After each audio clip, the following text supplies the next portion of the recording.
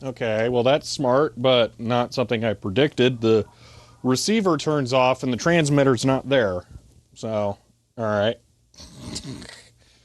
Good to know. Um, yeah, I'm really wishing the ads for Tron weren't running because I want to go into it knowing as little as possible. But oh well. Yes, okay. This again. More. So, if you weren't here yesterday, we discovered that the Asus drives that are in this thing are completely unusable. They seemed so good. I spent so much time and effort on them, and they don't read mixed mode discs. So that's a game like Quake, all right? Speaking of Tron, it has the Nine Inch Nails soundtrack in the game, all right? And that works by having multiple tracks, just like an audio CD does, but the first track is a data track.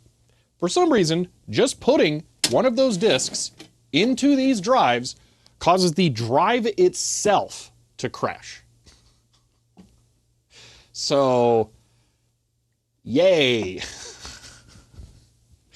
Yeah, there's lots and lots of mixed mode discs. There's tons. So, yeah, and the main thing I want to rip with this first is my PC game collection. So that is literally worthless to me. Like, actually, I can't use it. So, that's fun. There's a reason they weren't in the approved database. Well, they're not on the no lists either. I think they hadn't been tested. So, yeah. Yay. Old PC games are most mixed mode? Yeah, exactly. That's the whole thing. So, is there a way for the drive to recover that moving power? No, because, I mean, if it can't read the discs, they're worthless. I mean, they are actually trash as far as I'm considered, which is cool since I just bought 4 more of them. But, you know, whatever.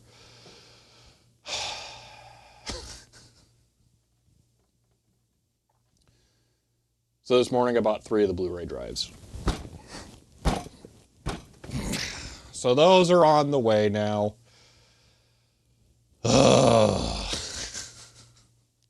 It's becoming one of the most expensive projects ever.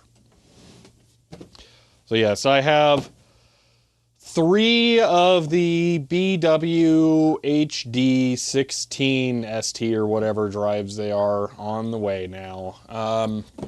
We will be looking at doing the firmware mod that apparently allows them to rip Blu-rays better or something. Shall be had by percussive maintenance.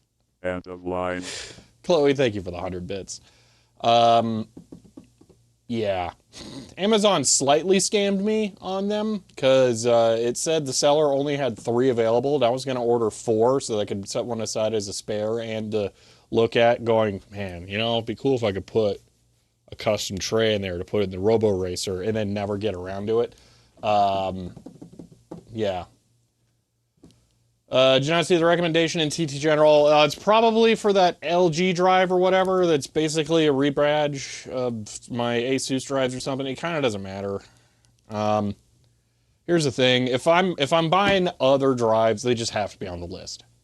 So these are redump official supported drives. So it just doesn't get any better.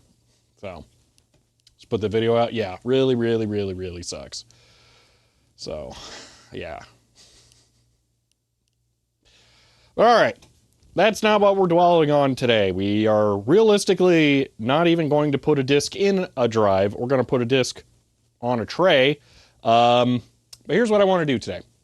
Today, I want to finalize and maybe just finish a concept for sticking a webcam over the drives.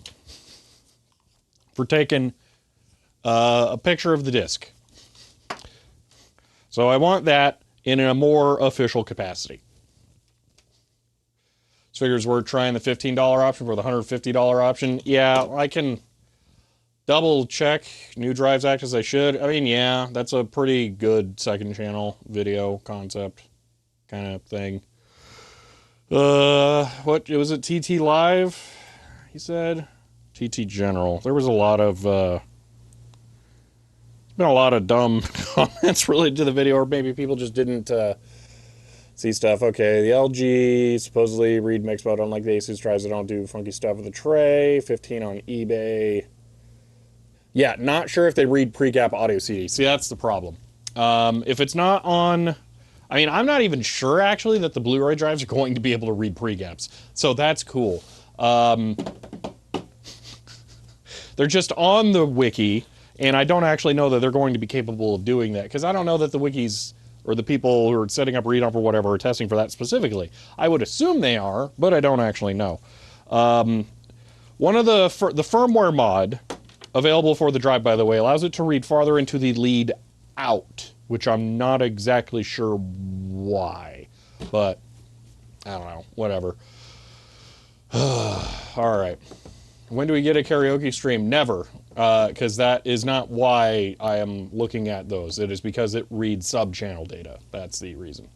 But I have to get a PlayStation 1 game that has sub-channel copy protection.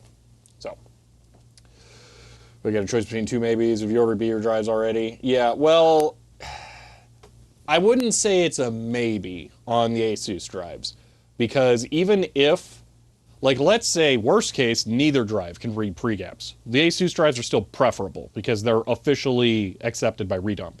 That's the difference. The other thing that we haven't even touched about this, or touched on this subject in all of the CD ripping stuff that I've done. The optical drives have different data offsets for how they read discs in, I think it's scramble mode or whatever, just like raw data mode. So sector 2 on one disk could be positioned as sector 1 on one drive, or sector 3 on another drive. So, yeah. My mic is popping, or is it clipping? There's a big difference.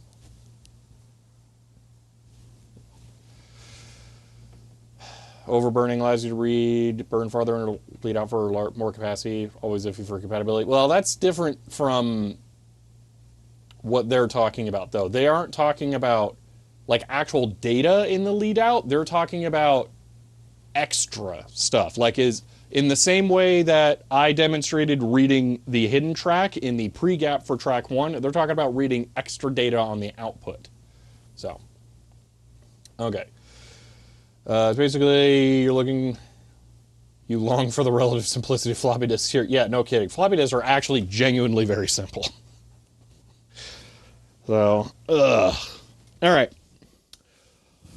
Let me go over my thought process for today for mounting this. So this is a Logitech C920, I think. It's a Logitech webcam looking thing that has a quarter 20 mount on it. All right. Like track 83 and a 144, kind of, yeah. All right. So there's a couple of problems here that we need to solve. So one problem is that this has to be held somewhere over this thing. We have to figure out the height that the camera gets held at so that it can actually focus on the discs. And we want it as close as possible because the closer it is, the larger the disc at the bottom tray, or in the bottom tray, I should say, will appear in the frame and be higher resolution. But we need to balance this stuff. I'm pretty sure it's a 920, but it really doesn't matter. So that's one balance. The other problems I think are more solvable that I had mentioned last time with the lighting. So here's what I'm thinking. I'm going to solve this like filming a 5153. This is the black paper. It's actually construction paper, so it's a little thick. Initially, I bought this paper to write the white text on black paper note that I included with the Barbie games that I sent to LGR, but I've also used these for a backing material for scanning. Now what I want to do is use them as a mask that the camera will have a hole punch in the paper for to shoot through, because with that we will be able to eliminate unwanted reflections directly above the discs. So there's a light mounted literally right above where the camera is going to be used long term, and we're going to need that to control the light. Now the other downside to that is it's going to block all of the light. So what I'm thinking, LED strip, this is the leftovers from End of line.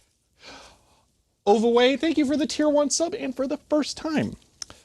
This is the leftover light strip from the video where I did the blinds that simulated daylight. I think this works. I'm not 100% sure. It's kind of crumpled too. Ooh, that one LED is literally ripped up off of the stuff. Okay, this may not work super great. Kind of might be noticing a trend here. I really don't want to buy anything else. So we're going to see how much of this LED strip works, and I think we might try and run this along the paper and have like a hoop kind of thing, or probably better yet, 2 strips along the sides that angle in to light it from the sides. We're only looking for bare minimum lighting. We're not looking for like high CRI stuff or anything like that, because ultimately this is just for rapid identification of discs when possible. It's not always possible. Yeah, when I want like better detail stuff, I'll just scan them, because if I'm going to scan like the jacket from the CD, I'm going to scan the CD itself as well. So just for rapid identification, because there's going to be all kinds of problems like the rotation of the disc, and yeah, it's just not going to be worth it. So all right. Let's see, anything else? Got a dimmer switch. It's got like a whole controller thing in here. No, it doesn't. Never mind. It did at some point. But yeah, we're just going to wire it directly to like 5 or 12 volts, whatever it is. Pretty sure it's 12 because it's 3 in a series. Yeah, it's 12 and then commons. So we're just going white. So yeah. Let's see. So we can't have light directly above it. That is a problem. And we cannot have, we got to try and eliminate the light that already exists. So my goal is probably to have this up here, kind of like that, curved. One downside is that it has to clear the robot arm. And then we're going to have the webcam mounted over that. So we need a way of mounting the webcam approximately there. And then we're going to have a frame for this to bend it to occlude from the sides, and then stick this to it somehow. There's a couple of pieces in here. I don't remember if these are dead or not. We'll find out as we work. I think that some of these had like dead channels in those groups. So yeah. Still trying to figure out the correct RIP settings. My LG drive redumper has complained about missing sectors from the first and last track of every disk. Ooh, other than that, seems to be do pre-gap multi-session mix mode just fine. Nice. So, what you want is a giant disc wedge, a black paper mounted on top of Rob. No, that won't work. Yeah, robot. Yeah. So here's the other thing I haven't mentioned yet. Okay. In the spirit of I really don't want to buy anything, because this is becoming $1,000 project really fast. I don't want to buy an arm to like mount a camera here permanently. So I'm thinking we 3D print a thing. All right, because the other thing is ideally once we find the spot, this will never move again. So we don't need this to be repositionable. The name subscribed at tier 1. They've subscribed for 8 months, currently on 8 months streak. And says hi. End of line. Lena Heim, thank you for the tier 1 sub and for 8 months. I appreciate that. 3D printer thing with hand gestures feels wrong, yeah. Yeah, Dylan, robot, about 300 Blu-ray drives, came out to just under 400. All of the SATA adapter garbage, USB hub, and all that stuff. Yeah, it's a stone's throw from a 4-digit price tag. Like, it's real close. If I have to buy a power supply for this thing, guaranteed it's going over 1K. CHER 100. Here's $1 pack for this overpriced garbage. End of line. Jason, thank you for the 100 bits. No cutoff 2x4s behind the shed you could use? No, not really. I could do some kind of woodworking thing, but I think 3D printing is the better option because I need to have the structure to hold this as well. So, yeah. So here's my thought process. I want to get this thing set up, figure out roughly the dimensions, where the robot needs to go, and see what we can do. Can Doomsday Duplicator be put into CD-compatible Laserdisc player? So the laser RF portion, or test point, will be different from the CD and the Laserdisc elements use different lasers. So the RF test point that you tap off of for the Doomsday Duplicator to work would be different between the two.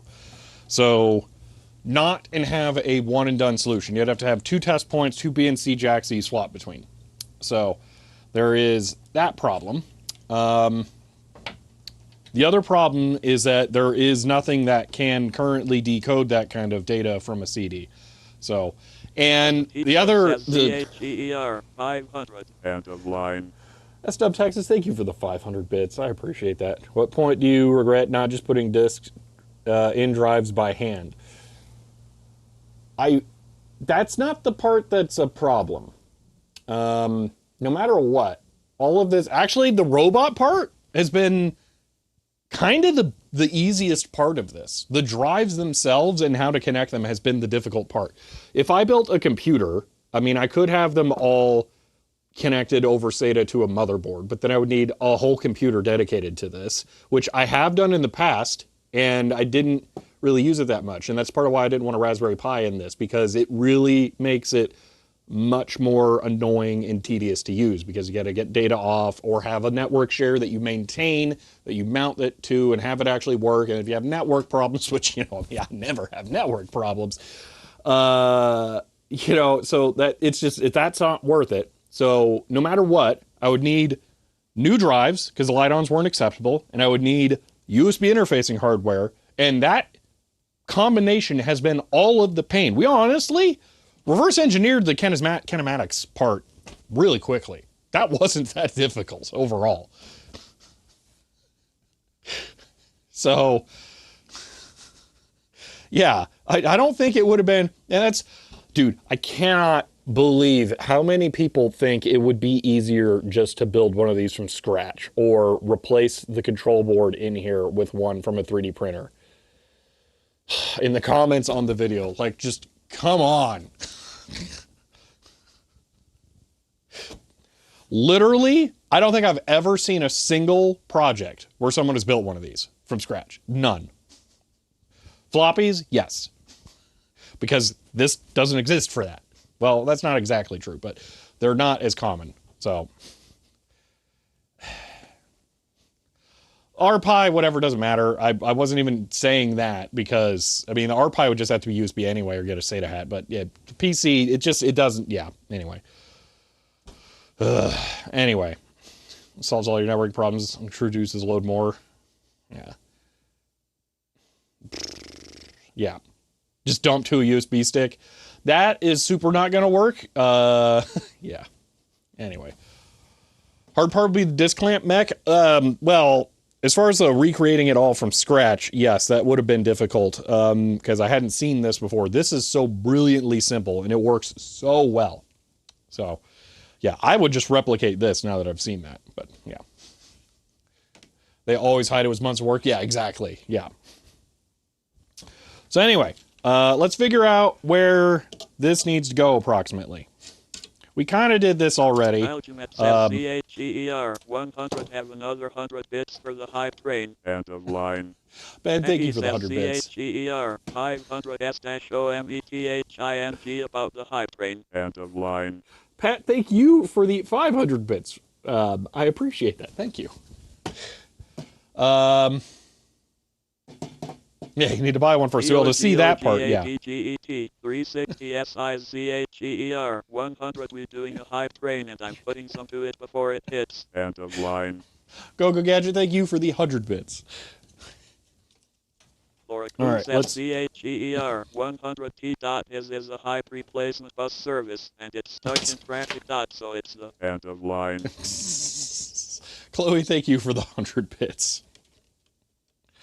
Swarm of dead insects says going off the rails on the crazy bus CHER 101. End of line. Swarm, thank you for the 101 bits. Alright, Delanquiliv says CHER 100 YouTube comment are interesting. End of line. Yes. That is a description of them. Okay, so let's see if that is a roughly acceptable place for this. So, for right now, I'm going to try just plugging this into the streaming computer. Hopefully this doesn't horrifically break anything.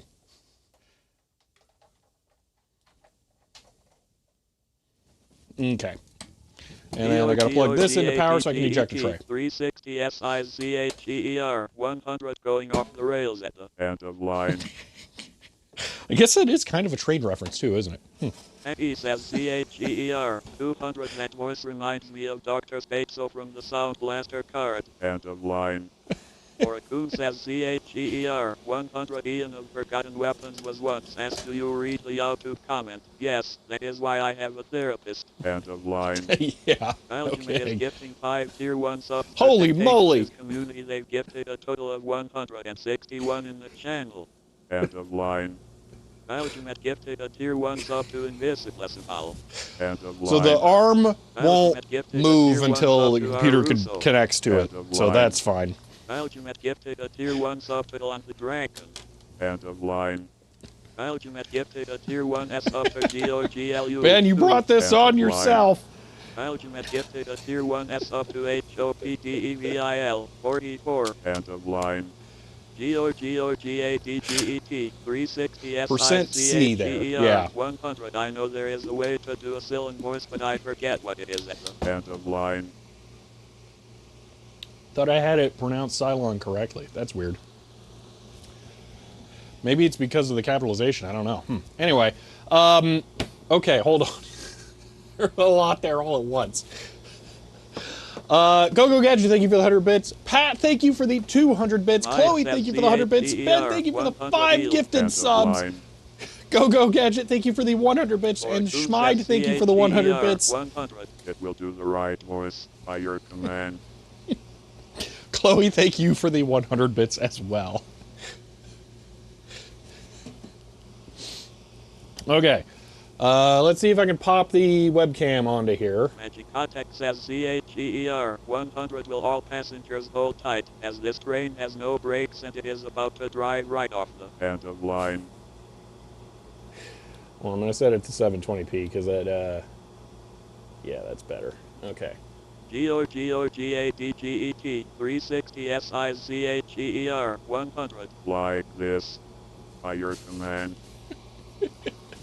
Majeko, thank you for the 100 bits, and GoGoGadget, thank you for the 100 bits. Yeah, you just, wherever percent %P, or percent %C is, sorry, it will replace that with the phoneme information to configure it for Cyloniness.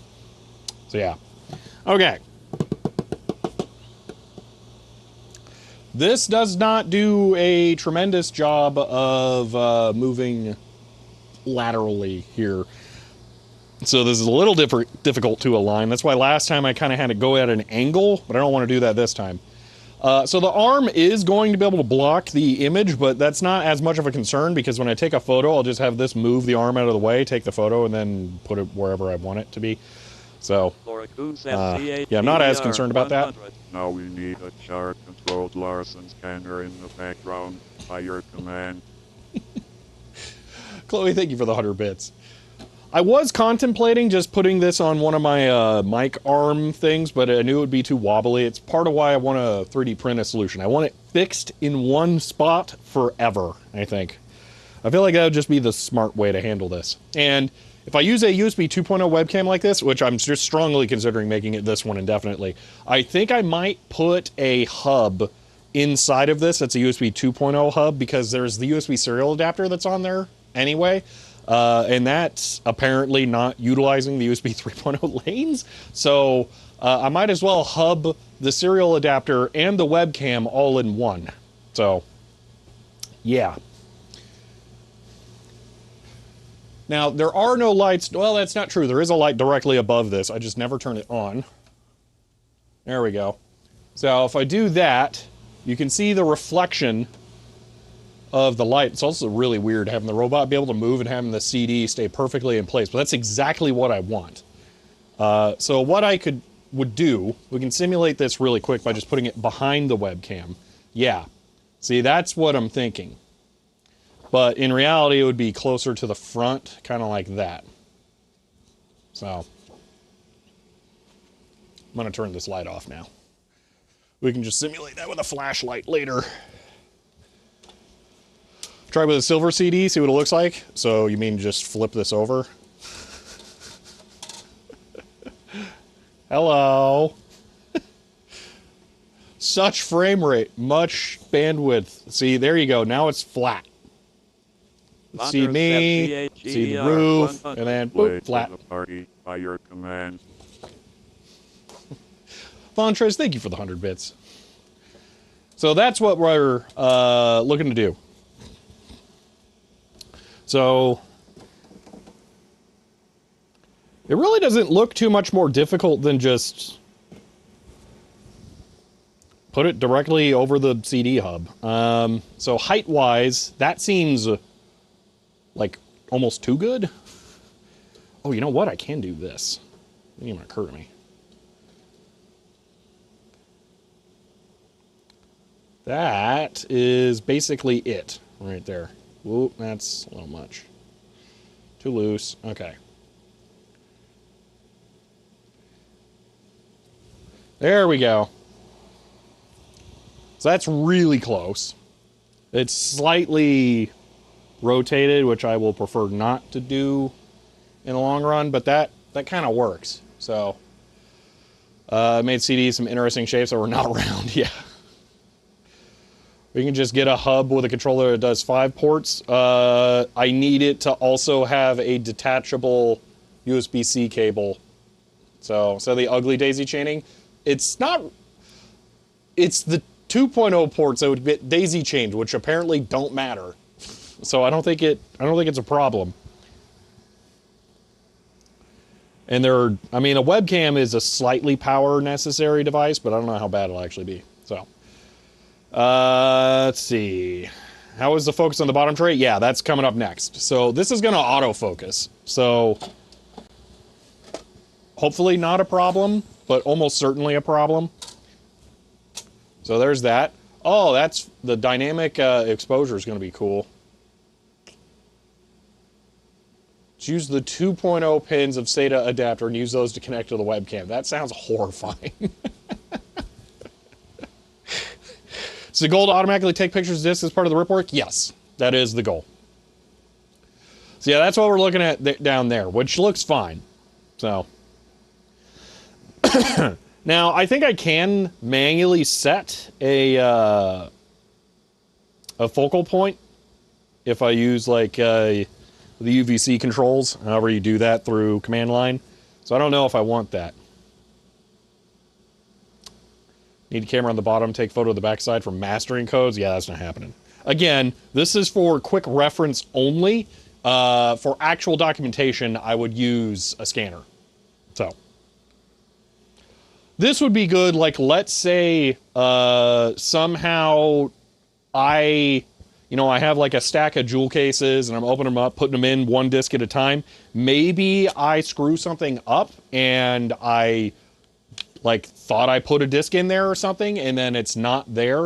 And then my folder names are now offset by 1 because it missed a disc or something.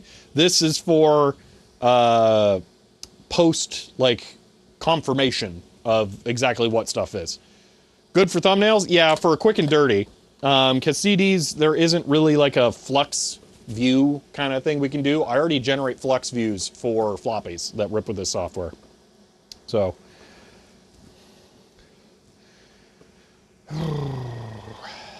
Loose for Sam, thank you.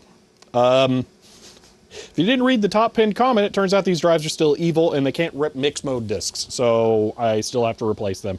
And half of the work in the video was for nothing. And I'm very, very, very sad about it. Number on the tray help in that situation? I don't really think so. I could add it at any time, but I don't see a benefit to that.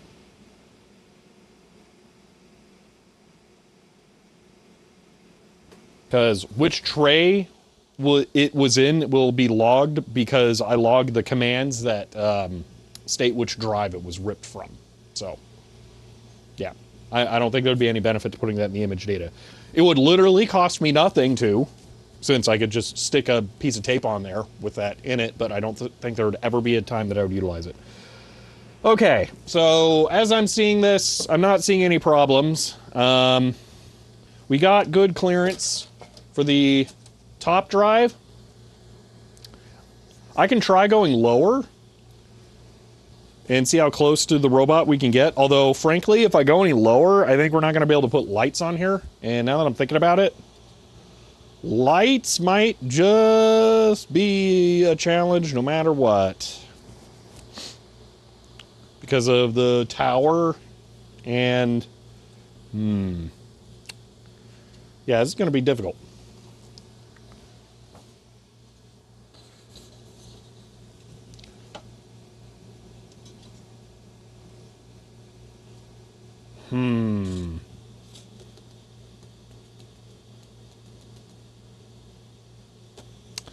How do we handle this?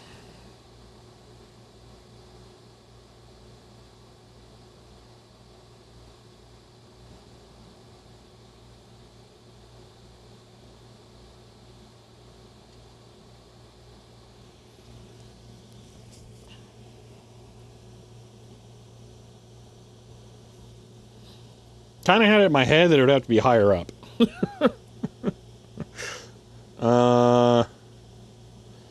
I could put it higher up, but then I got to crop the image. We reduce the resolution. It's already not going to be great. So,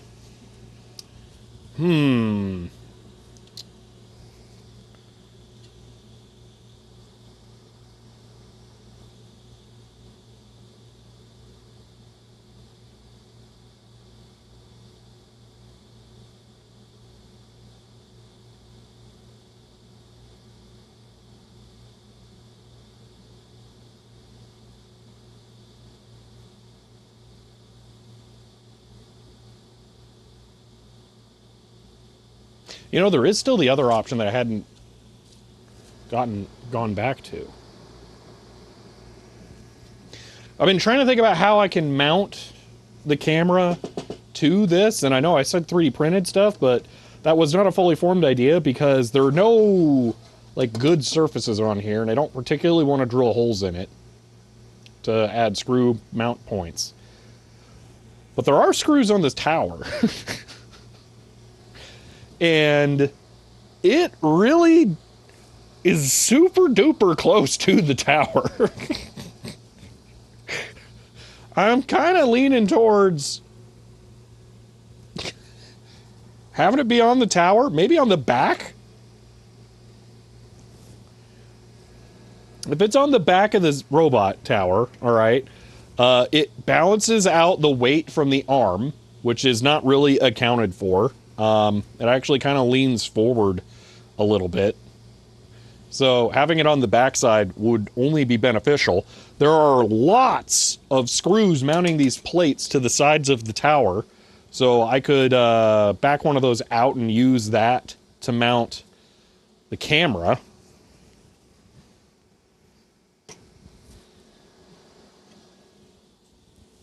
And let's look at what camera mounted relative to the arm would look like.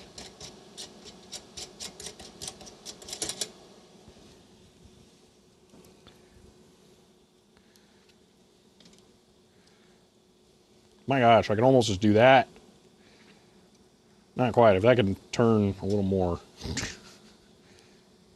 Man, well, that'd have been crazy if I could have just duct taped it to the arm. What do you mean is... But is that just a hub? What do you mean? Use command strip to hold it, yeah.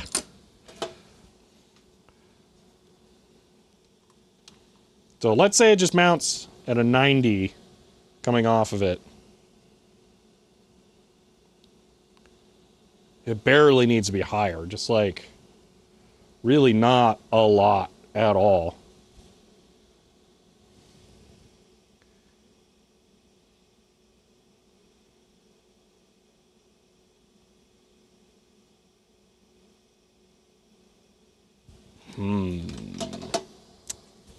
Okay.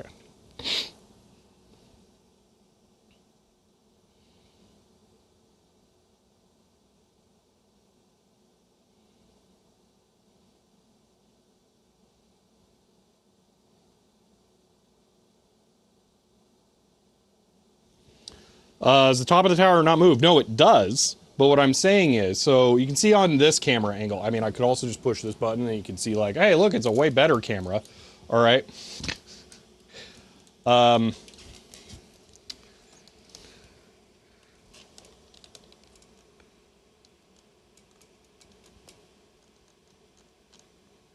on, camera's being stupid. Okay. This is the arm tower, okay? What I'm saying is the mount point, trying to think of the best way to describe this. The hub for this tower, because it's just mounted on top of a stepper motor, is actually slightly farther back on this. So all of this is weight cantilevered off of it. So it is actually always leaning forward. If I put this on the back here, okay, mounted, say, something along the lines of this, all right, that works. And as long as I rotate the tower into a very specific position, it will be able to take photos of the discs. And because it would, the only thing it would do is add weight counter to the opposite side that it's leaning right now, the only thing it would do is reduce the load on the stepper motor that rotates this. Wiring is another concern. It's already got wire down here that's cable managed. I'll just, zip tie it to that. Problem solved. It's not like it rotates around freely.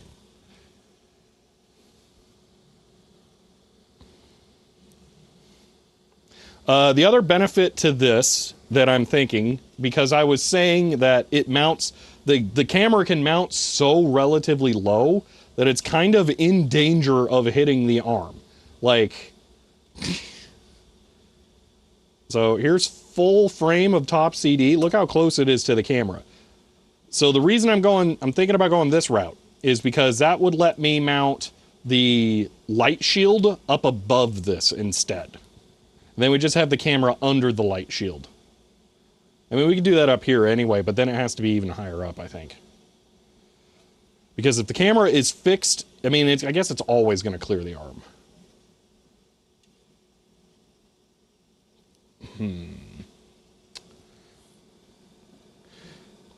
I'm just going to be boring. There's no way I'm using, like, weird dev board stuff for USB nonsense. I'm not soldering anything for USB in this. That's just not happening.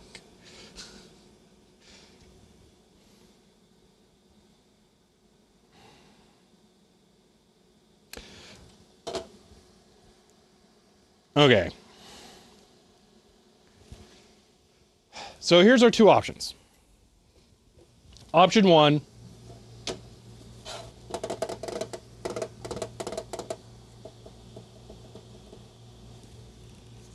I have black cardstock. That's the light shield. You know, there is the lame option that I don't really want to do.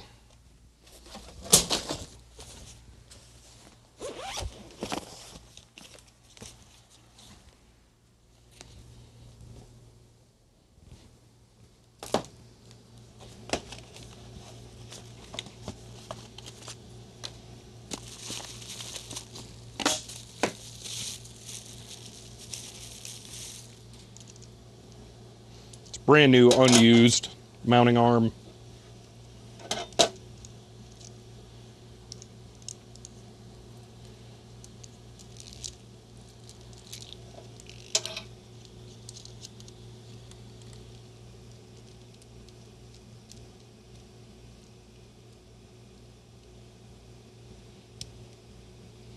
The bottom drive is the smallest disc in the frame. I need to get the camera as close as possible to minimize volume that I take up.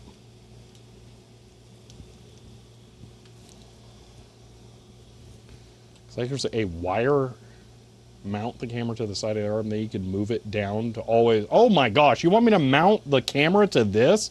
That's like the worst possible idea. How would I mount the camera to this and then have the arm still be able to go down into the bins? Also high, apparently.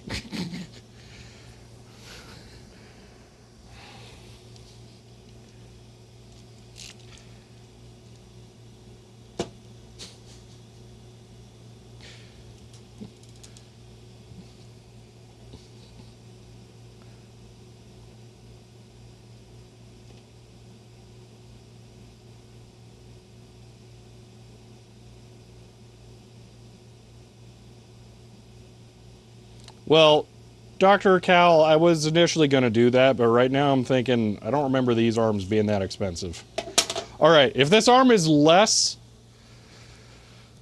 than $15, I'm buying another one right now, and then I am drilling a hole, and we're just screwing this thing to there. How much was this arm? The camera does not have digital zoom, or physical zoom.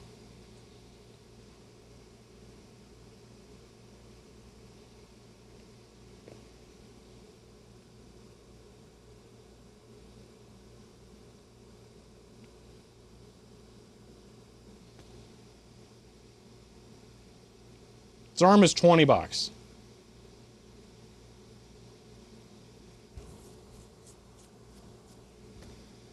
Why not use a magnetic mount? Because I don't want it to move ever.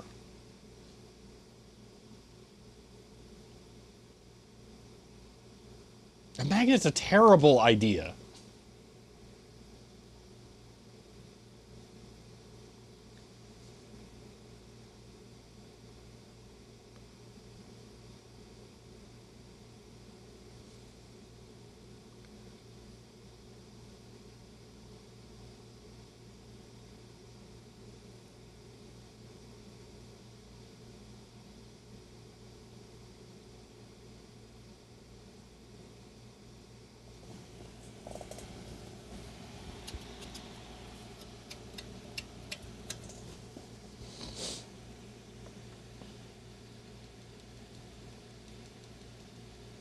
I don't know what you mean by clearance.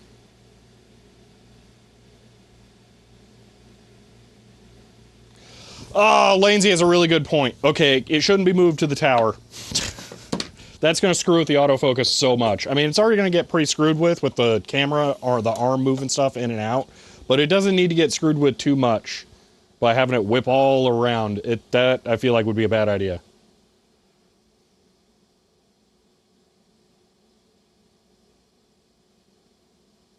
Monters says CHEER 100. Now you are only $4 short. End of line.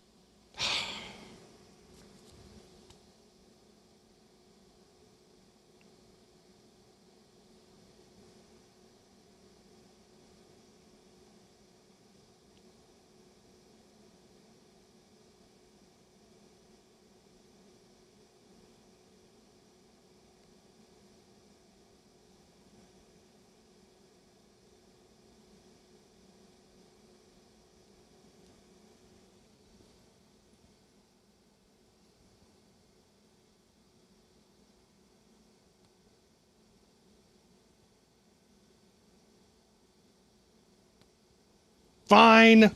We'll use this. Ordered. Why is it blacking out? All right, I ordered another one of these to replace this one.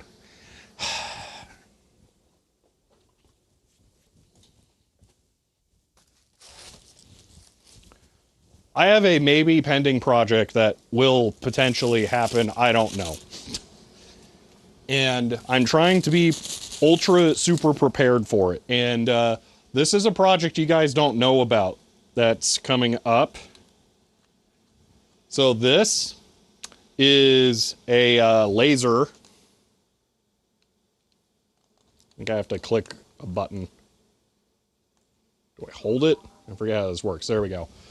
So this is a laser level. There's a little floaty thing in here that moves around, but I don't really care about that. That's not what I'm after. I ordered 2 of these. All right. And that was really difficult to see. Like, here. Let me try this. Okay. So there, laser level. It projects a square, like a cross, okay?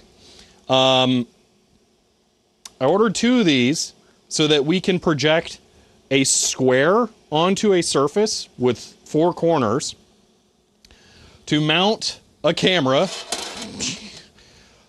where these hold the subject directly, or these frame the outer vision area of the camera so that I don't have to look at like a reference monitor or anything in real time, because with my Nikon DSLRs, switching back to the video and over back and forth on the video sucks. So the idea is to create a laser mask that I know where the center of the frame, or where the visual bounds of the frame are. Hang these from the ceiling for a temporary project that is very big, and be able to photo document stuff rapidly with the Nikon. Aleratec says CHEER 100. My eyes. I'm blind. End of line. But Jaco, thank you for the 100 bits, I think. I heard that correctly, yeah. So that's a future project. All right, let's look at our options.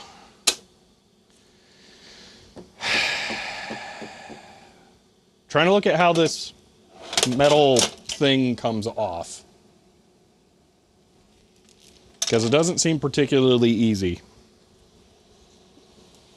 So this is one piece that wraps all the way back, and then it screws in from the bottom, because everything on this has to connect to the bottom somehow, just to be as spiteful as possible. So if I want to drill a hole in this cleanly, I have to go in through the bottom to remove several screws that I'm frankly not even sure I can get to, depending on how this goes together. But yeah. Volunteer University Museum collections are digitizing hundreds of years of mostly paper records, manually inputting info in a spreadsheet, page by page. Are there any of your videos or live streams you recommend to help me come up with a better archival workflow? Well, if you're talking about the metadata portion, that's just always really hard. The more metadata that you can gather during the actual archiving process, the better you're going to do with maintaining accessibility to the data. The capture part is what you can optimize the most. There's really never going to be anything better than monkey with a keyboard typing stuff in, unfortunately. So, now as far as inputting the data into a spreadsheet page by page, you don't mean that they are like transcribing stuff, are you? Or do you? In that case, you could just photo it and OCR it, Tesseract, or use OCR my PDF, which is what I use to do OCR.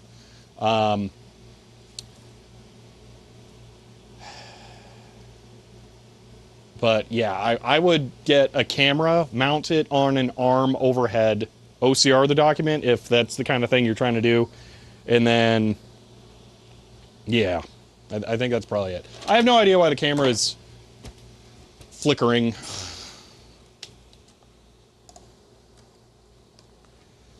I think my my hardware just wants to irritate me as much as possible nowadays. Transcribe, yeah, that sounds like somebody made a choice at some point to do transcription, because OCR software's only been around since the 90s, actually the 80s, because I think it was Matrox who sent me this. Doesn't this do OCR?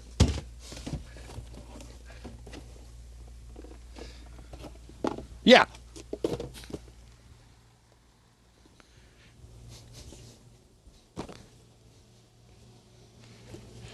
Here's a hand barcode scanner, all right?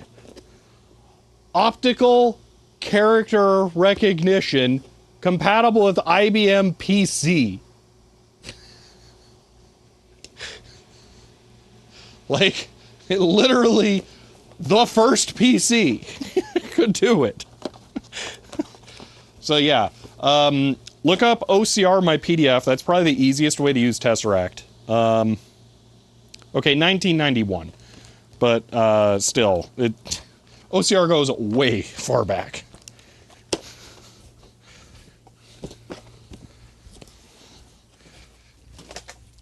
Oh gosh, that thing is still super cool. I need to make a video about that at some point. Just got to figure out how to, I'll frame the video. Anyway. Well, 1010 good and available and works are two different things.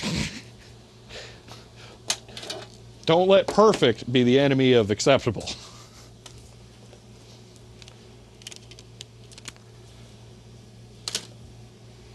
All right.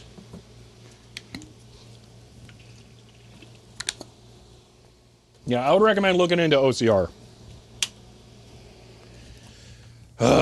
All right, let's try and take this off so we can drill a hole. Hopefully I have a 1/4 nut in here somewhere. Pretty sure I do. All right, to get to the bottom of this, the first thing we got to do is remove the 3 hoppers.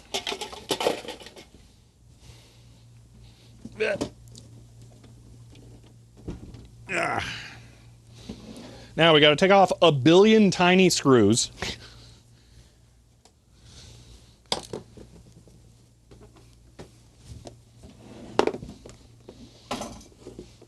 Is that 100% reliable? Are a bunch of students doing it out of boredom 100% reliable?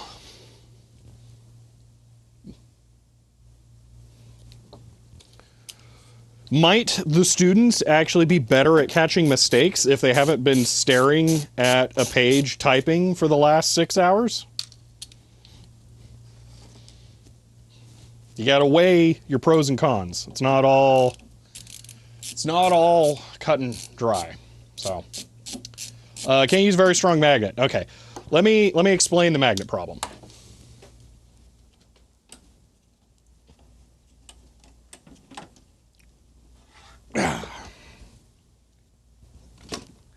Here is the absolute most perfect possible magnet that we could use for this, okay? This magnet is actually meant to hold string. There's a piece of plastic that goes through it. I could drill out the plastic and it would have a hole that I believe is about 1/4 size. We might actually be able to just thread it through and stick it on there, okay? This surface is painted.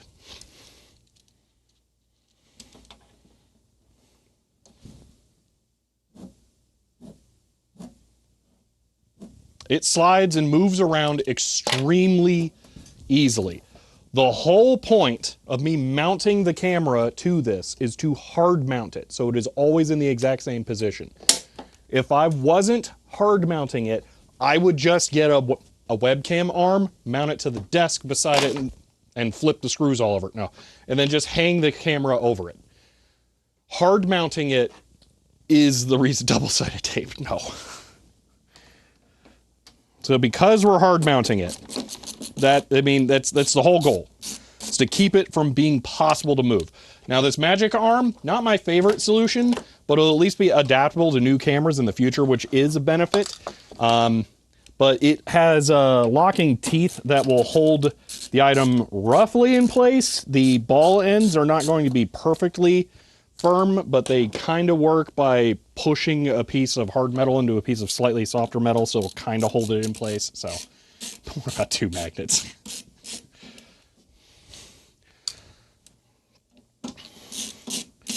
Yeah, hole of the nut will be perfect, yes.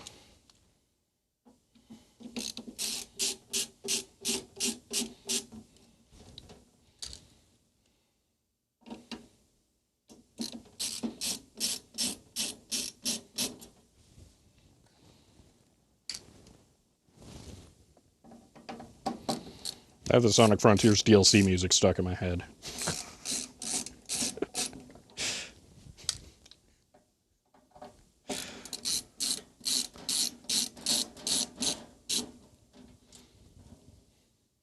Also, who watched the Nintendo Direct on Friday? Who's excited to pay $20 for one level of Donkey Kong Bonanza? Or $40 for a 15-year-old Wii game?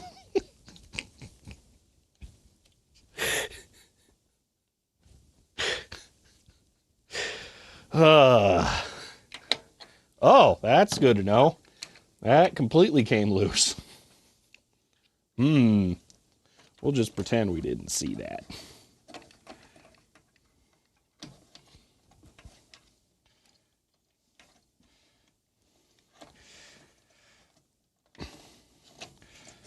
Yeah, I don't play first-person shooters on consoles.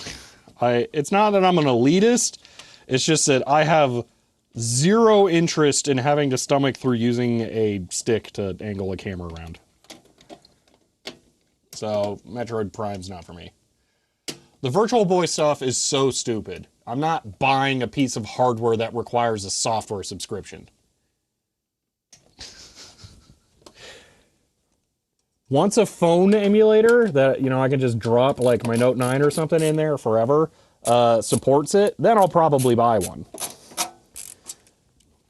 Seeing as it's just 2 plastic lenses with a plastic case, probably won't take long for it to happen, but I'm not buying one until that actually happens.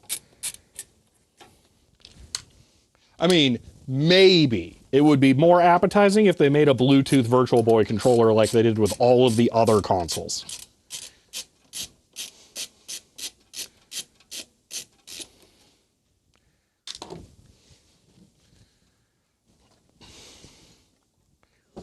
Okay. The back is loose. I gotta be really careful with this now because there's loose cables and stuff that I don't want to crush.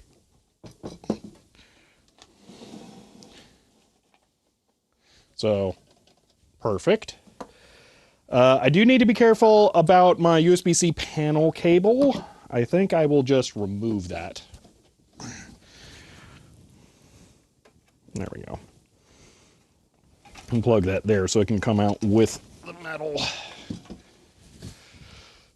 See, I'm wondering if the stand and eye shade accessory will fit the original. I don't know. I'm wondering, I've told this story before, I'm wondering if the metal legs will fit. Because at some point in my life, I had this weird piece of angled metal, no idea where I got it. I kept it around for years, and then I think I was moving at one point, or I don't know, just cleaning in general. And I came across this weird piece of bent metal again, and I'm like, I have had this for so many years. I have literally no idea where it came from. It's just sitting around. It's junk. I keep so much of this kind of stuff. I need to start letting it go. So I threw it away, and then I'm not kidding, like a year later, I found out it was a Virtual Boy leg. I have no idea how I ended up with it, but it was a Virtual Boy leg. So I'm hoping that the legs are the same, so I don't have to feel as bad about that anymore. And if anyone has a Virtual Boy that's missing legs, they can just go buy one of those, and then boom, done, fixed.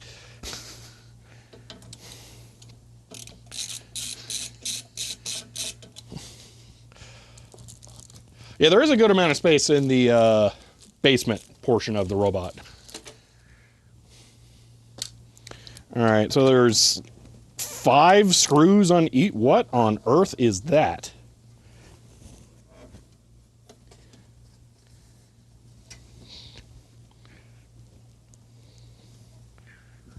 There's some kind of chunk of metal. For some reason, it's literally just a hunk of metal, almost like. Oh, it's thickness added to it for the latches. Oh, I don't want to remove that. Okay. Huh. Shall we just cover the factory ritual webcam mount? That would be hilarious.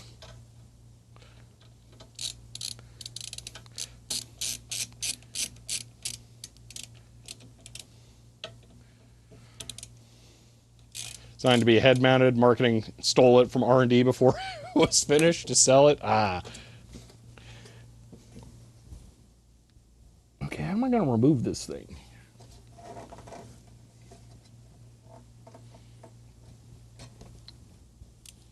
Oh, there are a bunch of screws on the side. I'm going to try pulling them out and see what happens. Not the back two, apparently, though.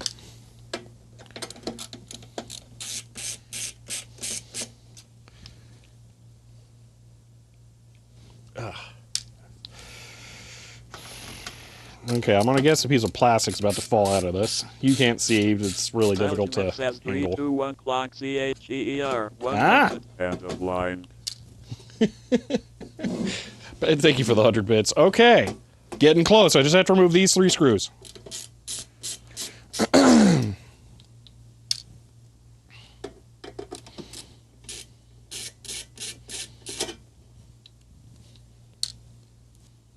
Well, I have no idea if they ever worked or not. I've never used a Virtual Boy.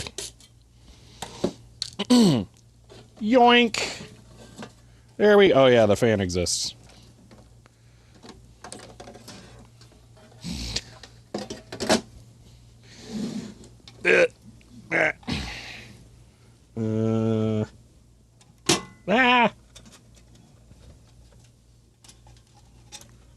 You know,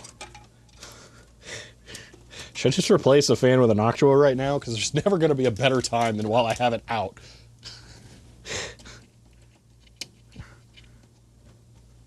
Nesreal subscribed at tier 1. They've subscribed for 39 months. End of line. Aleratec are such nerds.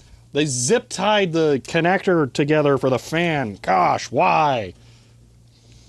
Sponsored video. This is one of the fans that I paid for, so not quite. All right, come on. Why are you not releasing? Just let go. Okay, you're in a cable management doodad. I get it. There we go. Oh my gosh, there's more stuff. Ah. Okay, hold on. There. But now this has to plug back in over here.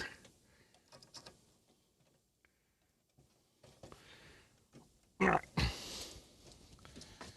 can't set it up right anywhere now. I was sitting it against the cage for the drives before, but now I've removed that. Okay. Due to the power supplies? I'm not going to replace that. That's probably fine. We can hear how loud that one is right now by just plugging it in. I'm going to bet the power supply fan's fine. For some reason, those are always really good. Let's see. It's reasonably quiet. It's not as loud as that one. That's for sure. Although you do make a good point. Now I just shouldn't bother. I'm not going to bother. Why waste the time? Okay. You know what? Speaking of having it plugged in, let's do that again. Eject from the drive trays and then just mark where we're gonna drill a hole. There is enough clearance up here for the drive nut, by the way. Okay, eject tray.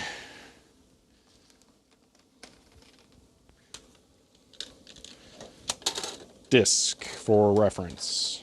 Okay. Let's put this back. Ish.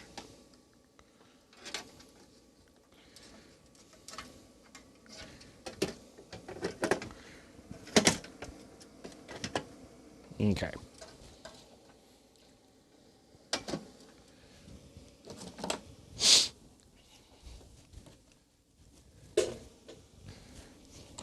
Bring back the webcam view.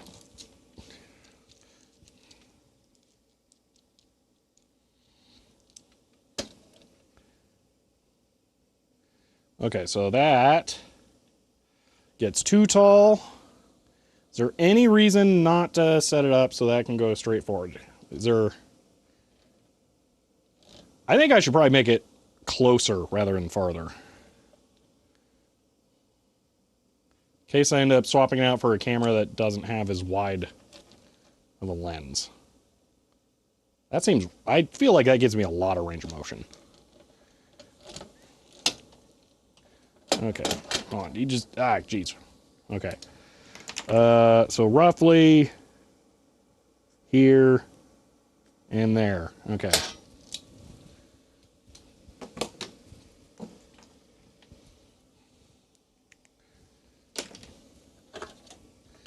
Okay. We got any camera? Yeah. Since the drives are garbage and we can't work on drive-related things right now, and I ordered the Blu-ray drives, which came out to nearly $400.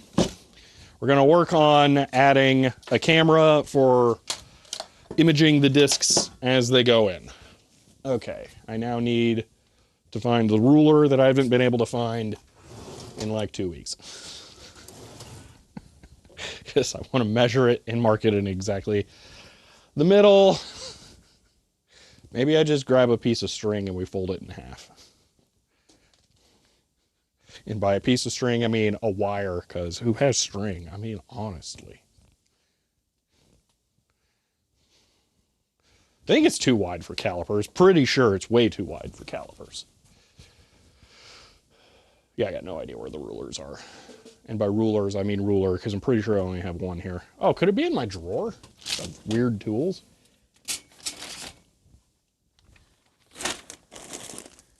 No. Okay. Oh, wait. Sheet of paper. That'll work. Okay.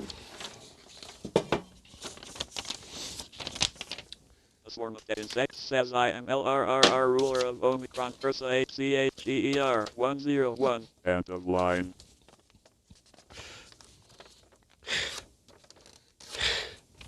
Apparently, Daktalk doesn't know how to pronounce lure.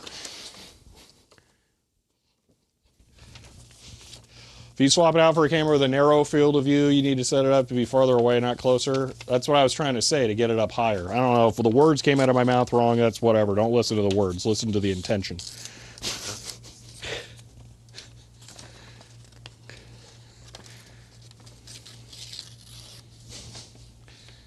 Okay. So now, this paper, exact same height. So now I just fold it in half, and then boom, that's where I need to drill.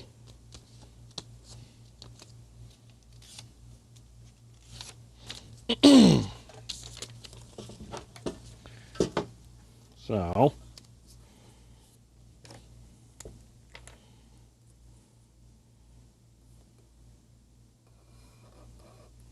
right there, and then go with meh, right there. So that is my drill point. Want to know how the yellow thing is in view in the box in the lab background? What? Like webcam is pointed up. Anyway, I should hide that. Okay. Seen through the center spindle, yeah. So just to double check. Yep, that is indeed perfectly in line with the hub of the disc. Okay, so now we decide our drill bit size.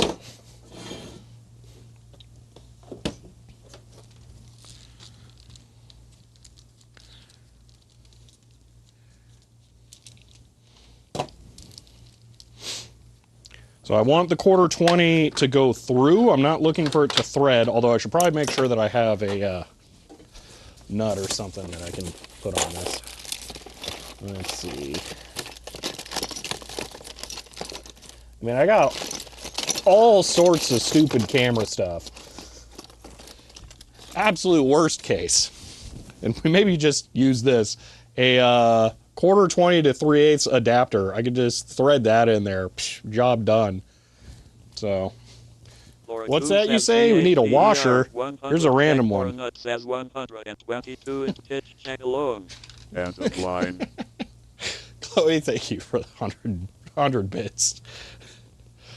Conical bit? Nah, I'm good. Okay. That, too small. I'm going to guess it's the one that's got a lot of wear on it. That, too small. So it wouldn't be this one, would it? The one that the shaft is silver because I've used it so much? Oh, wow, it looks like it's probably that one.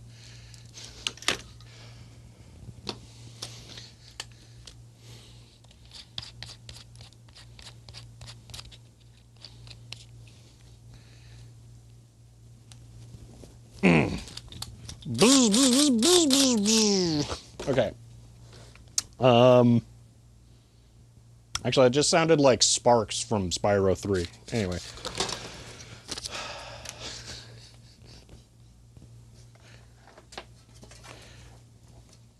This is not super convenient to drill.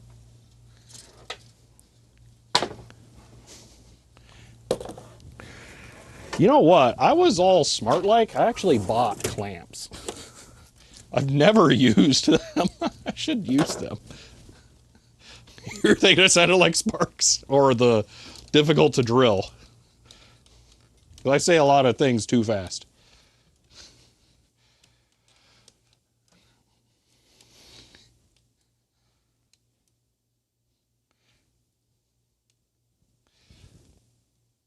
Now do it over the garbage can. So here's the thing, it's going to seal across the desk and I'll just wipe it into the garbage can. Sparks, all right. Now I want to play Spyro 3 again. And by Spyro 3, I mean all of the Spyros. You know, the 3.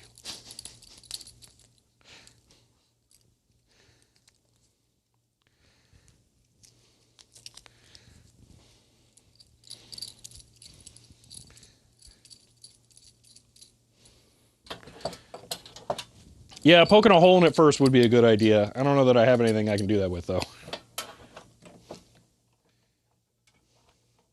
We'll try to find something that can, because that is a, good idea. Ooh, you know what else is a good idea? Let's put a piece of paper on here so I don't scratch up the paint any more than I absolutely need to. All right, give me another clamp. I know they're in here. You can't hide from me. I bought the clamps the same day I bought the vise. I've used the vise so much more. This is not a vise job, though.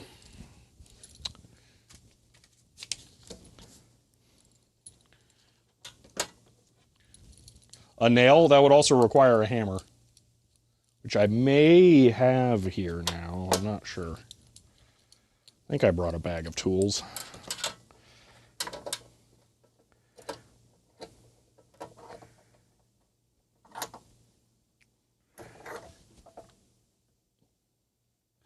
All right, I don't think there's a benefit to me putting a piece of tape or anything over this because it's metal. It's not like the surface finish is going to get messed up that bad. I think it's actually, that's meant for when you're drilling something thicker and you're going to have like the bits of metal that get caught and strung up and then spin on there. And that's not going to happen because it's too thin, so I think it'll be fine. What was the other thing I was looking for? Oh, some kind of punch solution. Let me Let's see, do I have a hammer in here? No. Okay. I have a toothbrush. That's almost like a hammer.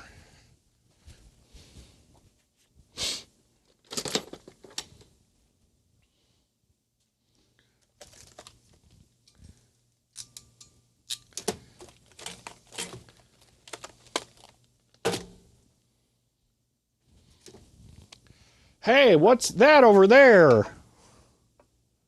Keep looking. Oh, I bet it's really interesting. Oh, it's gone. Darn. You missed it.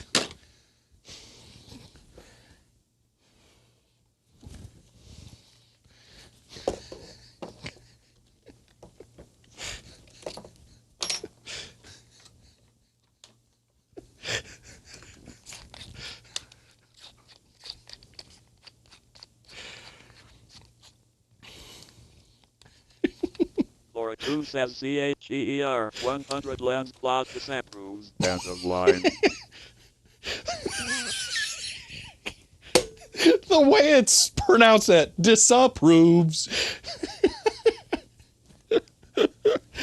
Chloe, thank you for the 100 bits. I am going to work my way up to the correct bit size, though. So that was a really tiny mark. It's going to keep it very well centered on this small bit to start.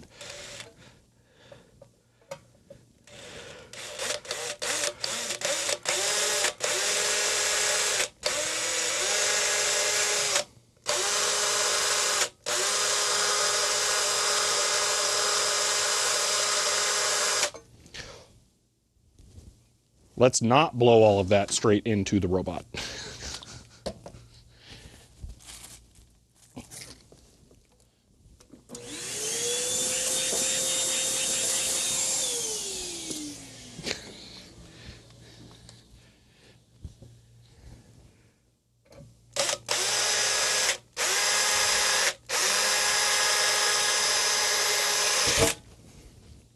Okay.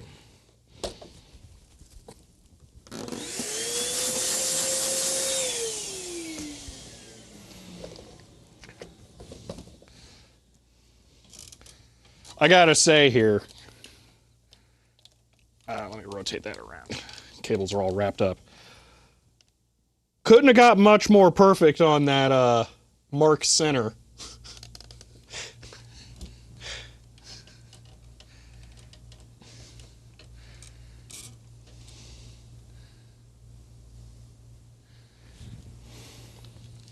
All right, but now I can step it up.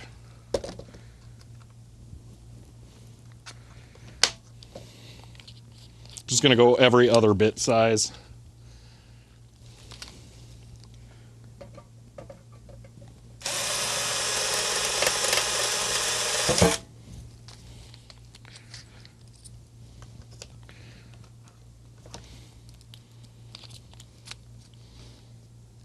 Pinch is sacrificial. Why do you think I make MDF workbenches?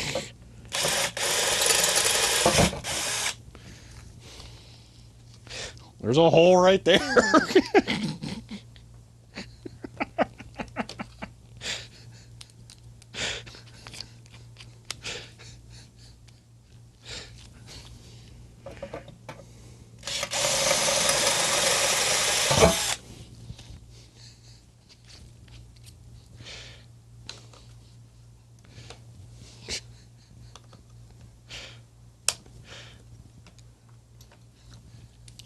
Built-in bit holder, yeah. MDF. Yeah, it is MDF, not OSB. Oh my gosh, OSB would be awful.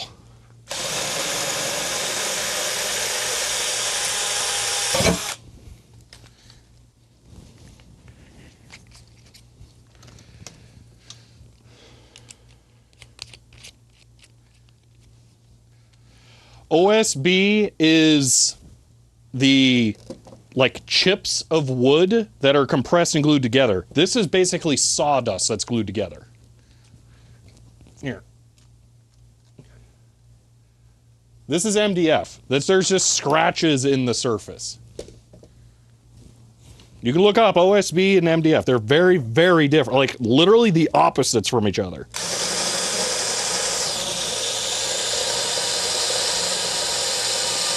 Oh, it's almost like the bit I've used the most is the most worn out.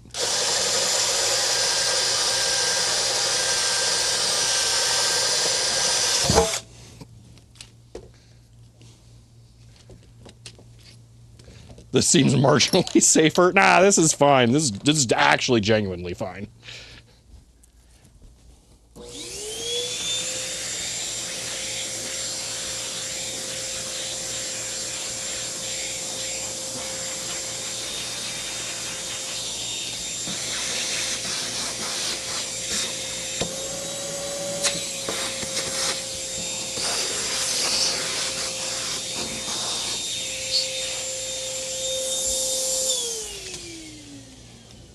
All right.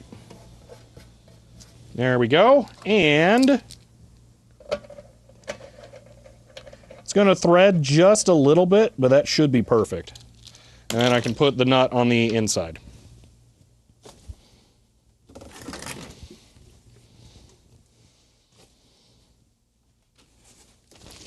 Oh, look, it's back. Check it out. It's right over there. Whoa, crazy. Do you guys seeing? See?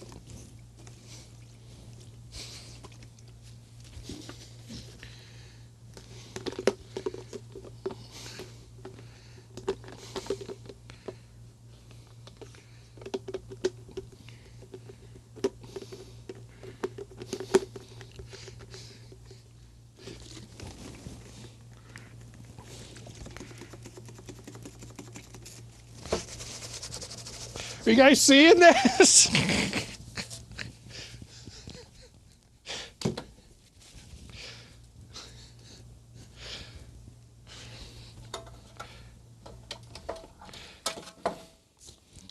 All right, now I'm curious if we actually did get a hole in the surface.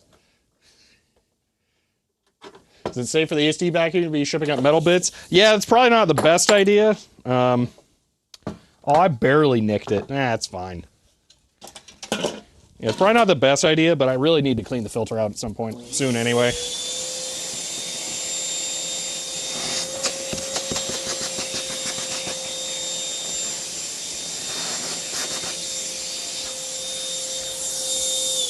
As long as they actually make it through the hose, it should be fine. Because it's not like they're coming back out.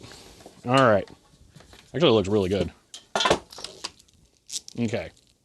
Now there's a clean spot. Yeah, exactly. That's the problem with doing stuff like cleaning. Ugh. Shane, that's what some excitement it was about. Now she'll slow. Okay, well, for those of you who are only listening, I was being sarcastic as I was distracting from using isopropanol from a spray bottle.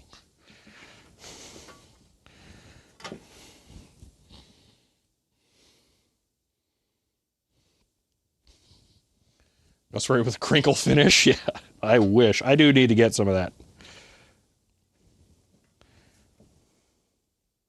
I might actually have to step that up one more size. This is not going through cleanly. Yeah, I'm going to go up one more size.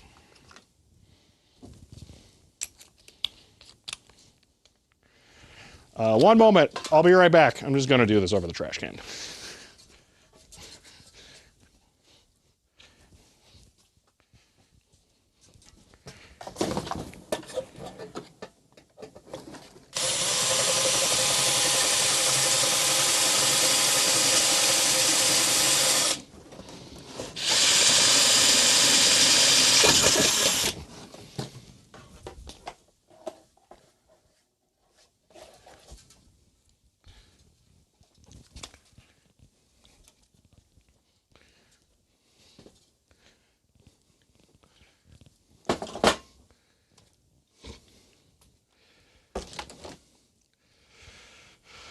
Add a volume knob to it. There is no sound.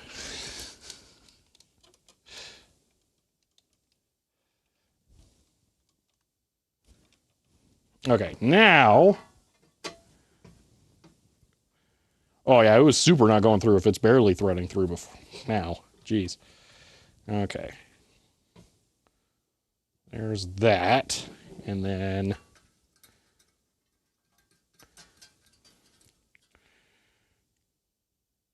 Okay, that should be ultra super duper strong. That should be really, really strong.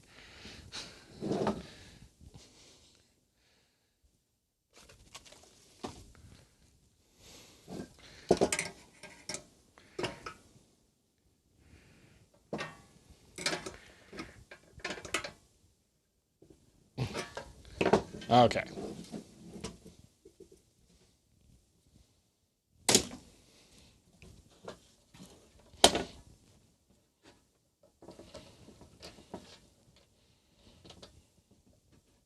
Okay, I kind of really love that solution. As much as I didn't want to do it at first. That's easily the best way to. All right, now we got one more thing we need to do.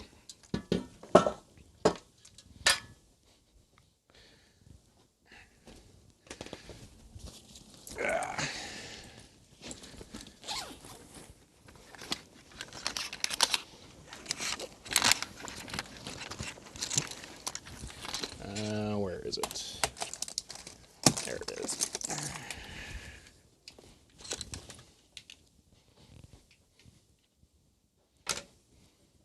So I came up with this really slick, totally good idea piece of cardboard to mount the panel mount USB-C connector to. You know, only the highest quality engineering solutions here at Tech Tangents. I'm going to cut a slot into this for the webcam and then feed the camera cable through this so it goes in here. And then we're going to use this hub with the serial port. And then the camera will just be connected through with everything else. So I need to cut a slot in this, which is potentially going to destroy the structural integrity of this. I'm not really looking forward to it.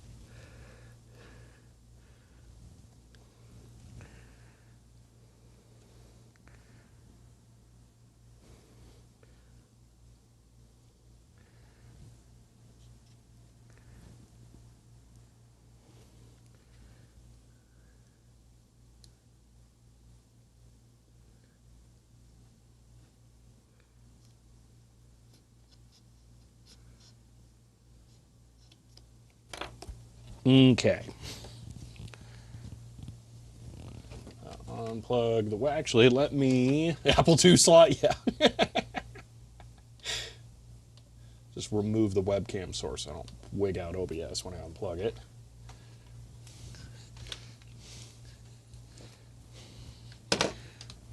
So I'll just do...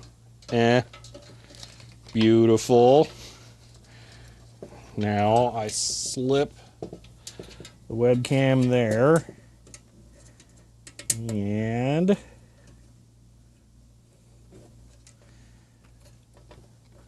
I mean, it's not good, but it'll work.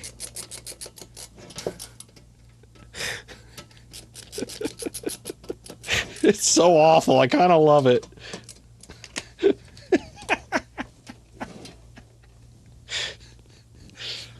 3D printing requires time. You gotta like design a model and then slice it and then send it to the printer, and like who's got time for all of that?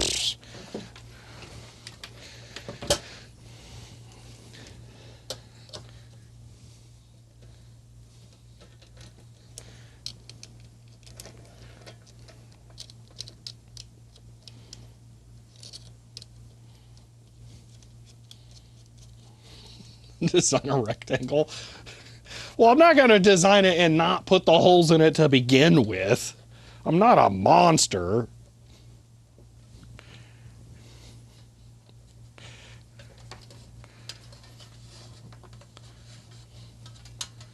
I don't like how tangled this is.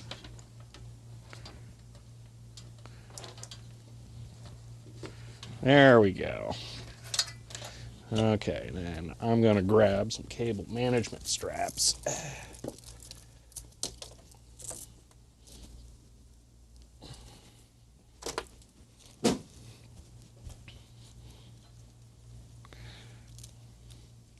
For a who says CHEER 100, you're not a monster. Unsubscribe. End of line. Chloe, thank you for the 100 bits.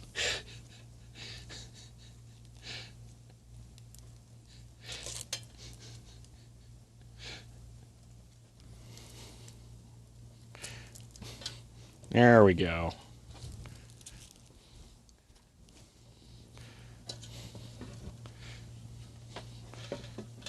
The worst part is I think this is actually not going to be that horrible. If I wanted to be super duper fancy, okay, I could potentially cut a slot in the hole that this mounts in to put the USB cable through, and then have the USB cable port go through somehow or something like that, and then have it all be covered, but pass.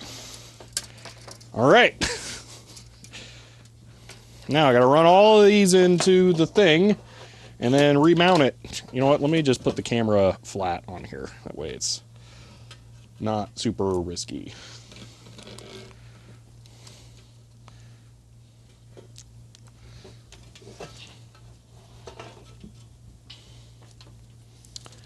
Okay, so C thing, panel adapter. That's it. That's what that is. Oh, I guess I just plug this in right here. That makes that easy.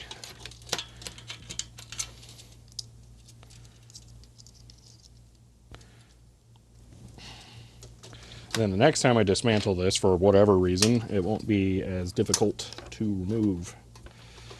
Okay.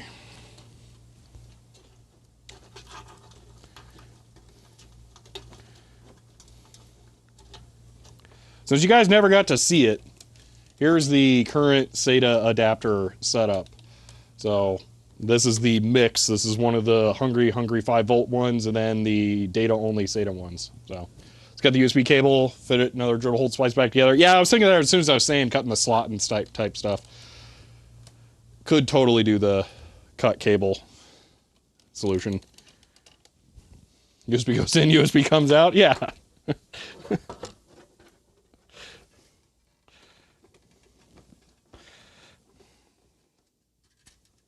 You know, USB is a bidirectional data protocol, so that, you know, it means you got to have two cables, right? Whoa, how'd it hit the CD?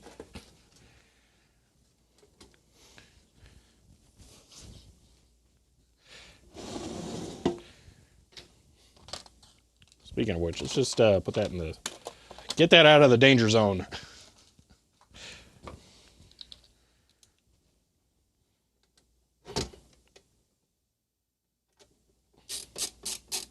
Yeah, I feel like it's actually going to be kind of awesome. I hate how good this is. Because this is not the solution I wanted to do, and it's so much better.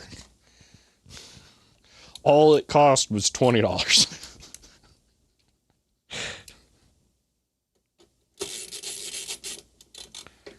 And a hole. I can never not have the hole in this now, but let's be real, this is worth it.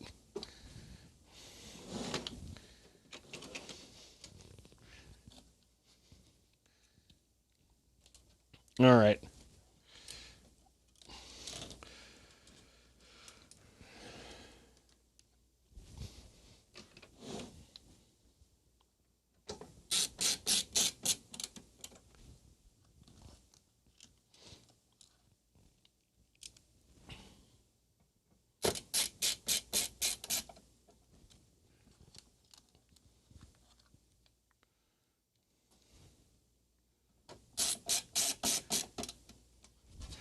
Now I can put the side panels back on.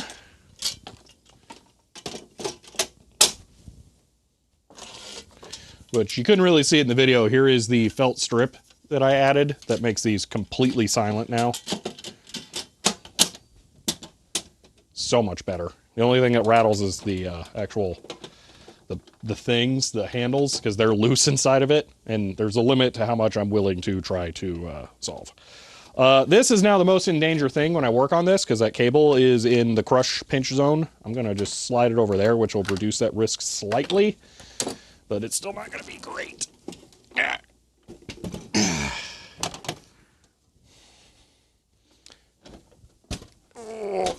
Yeah, you know what? Let's go with this. I have to get the screws back into the bottom of the thing now, which I'm not sure how well they're going to line up. Oh, they're super well lined up. Okay, that was not as big of a problem as I thought it was going to be. Or are they?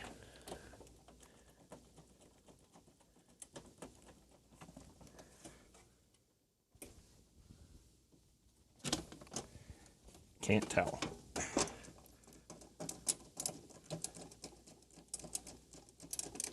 Okay, all of those lined up now. That'll work.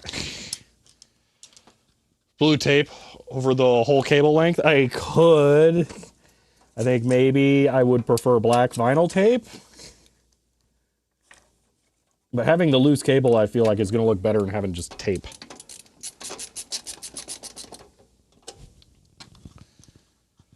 Is there room in there for another hub? I mean, only a small amount of room.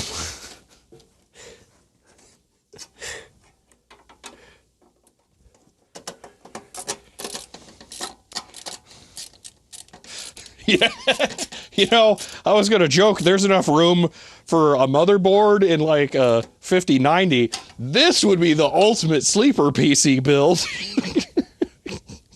No one would see this coming. Got this, put a micro ATX board there, PCIe riser cable going to a graphics card over there. Like, you could totally do it, but and still have it be capable as a ripping robot. Maybe not a 5090 since they just threw all rules out the window of like GPU sizes, but like, I'm not kidding. You can totally fit a graphics card in there.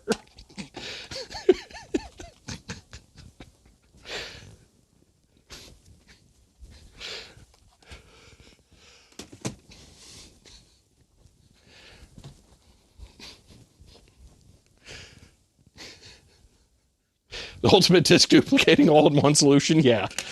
All right. So what I'm going to do now is unplug serial one. I'm going to plug in this hub. I'm going to plug serial into this hub and webcam. Boom. All right. And now to well secure these cables so that they don't rattle around or get loose or anything. Hey, look at that. What's over there? Whoa, that's crazy. Can you see that? Wow. And all the cables are secure. Okay, let's go ahead and continue.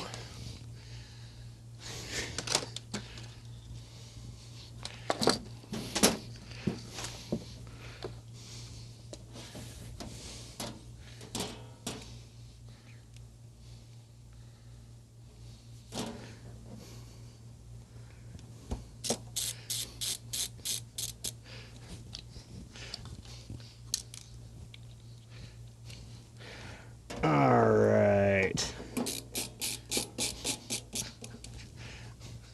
Oh, you know what? That's fair, actually. I could use the cable management straps. They're literally right there to my right. I guess that's not too big of an ask.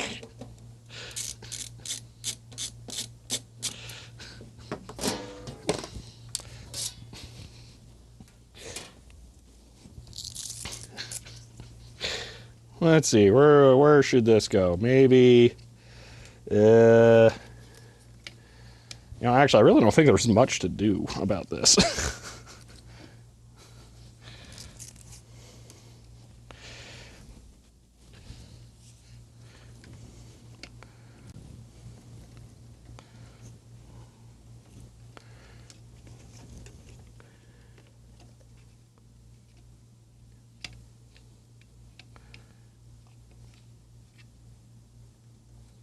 There really isn't a good way to do anything. You know what? It'll be fine. Yeah, I'm not cool with trying to stick it to the SATA adapters because I don't want weight on those pulling them loose. So, you know what? Whatever. It'll be fine.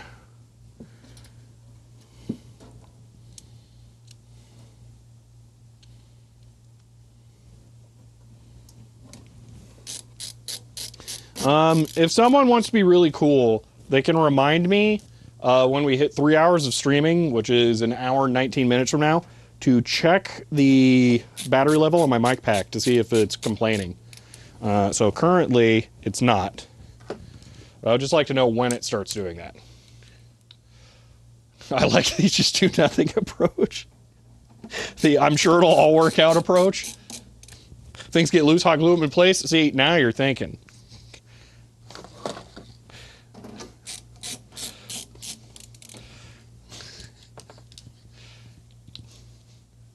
Just fill the base with expanding foam and everything works.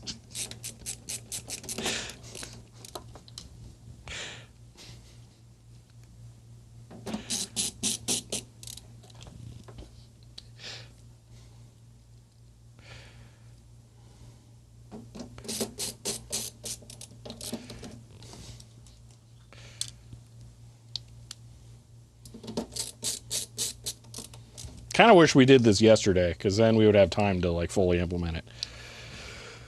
Because what I'm going to have to do now is add a camera controller and implement that into the software, which is going to be complicated.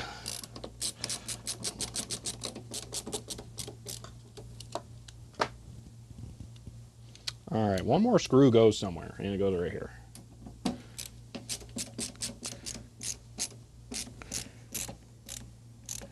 There we go. Okay. That's it. We're done. Kind of. We're going to call that done enough for now. I'll have to figure out the lighting and shading later, but this should be usable for now. Look, it took us 2 hours to bolt a webcam to a box.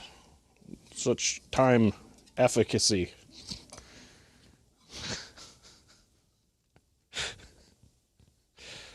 All right. Let's go get this set up and see how well it works.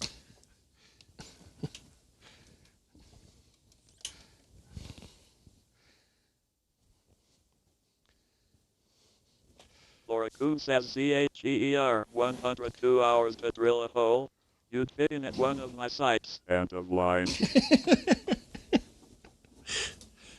Yeah, there we go. Okay. Whoa, whoa, whoa, whoa, whoa, whoa.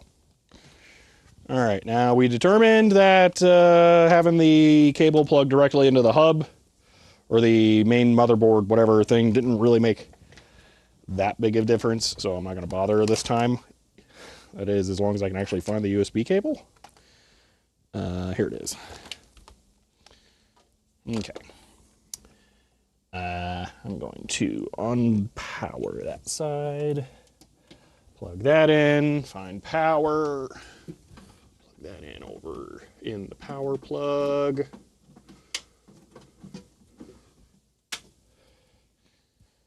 All right. And there. Now I can turn this on. It'll retract the drive. No, it won't. Turn that on, and then I'll turn this on. Okay, what's the deal?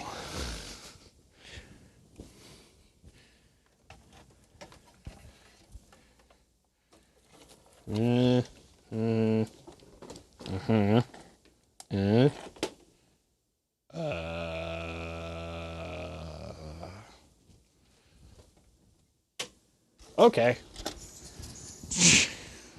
Sure. Wow. Okay. Button. Boop. And then other button and that button. Okay.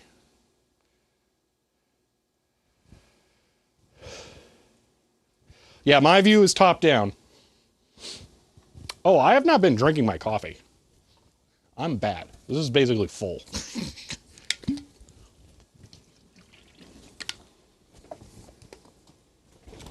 Ugh. Okay.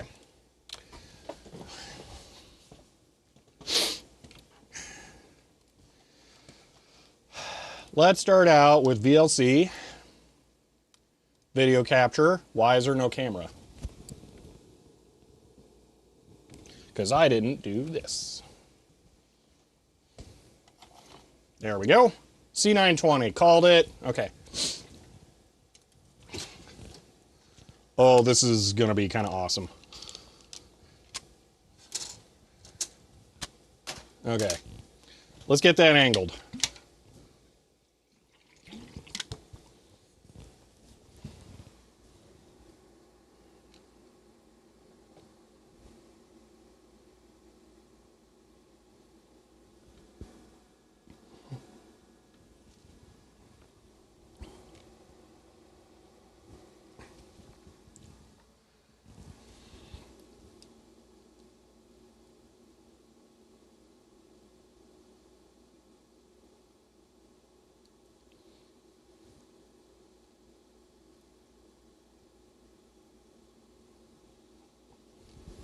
All right.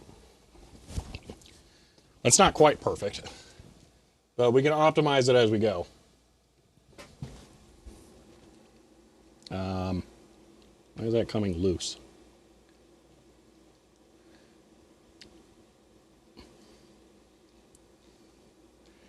Okay, hold on. It's done one of those stupid things.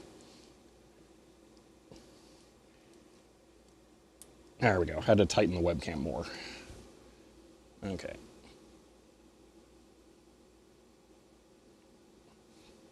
Oh, I broke it. It can't focus anymore. Oh, well.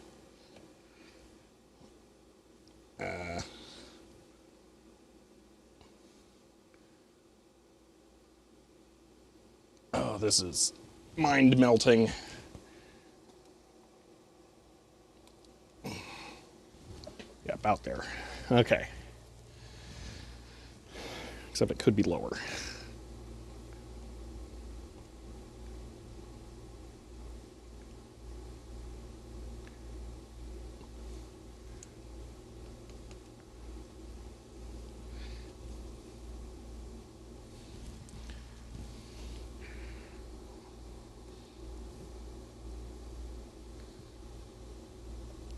Okay.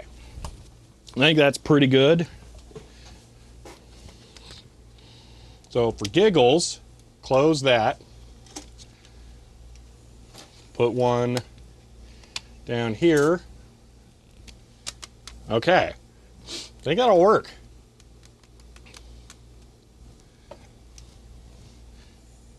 Yeah, comparison for lowest disc versus highest disc. I mean, that's pretty good. It's not perfect. We'll get a better alignment later. This is good enough for now. That will, at least if I crop the top disc, definitely have 100% of the bottom disc in the frame.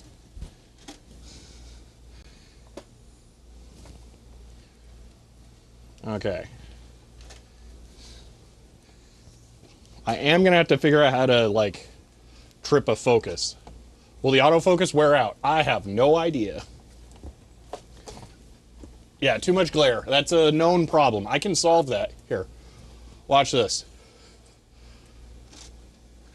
Glare. No glare. I mean, I guess that's an option. We just turn off that one light when I'm doing ripping.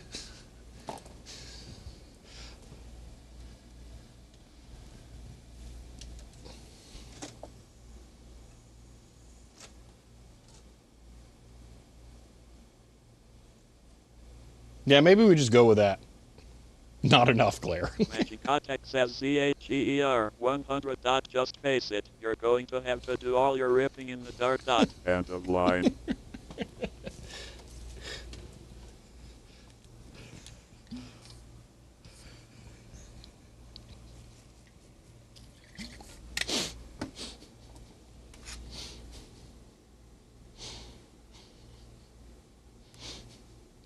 Is that one of the fingertips? That's Apollo 18, though. It's not factory showroom.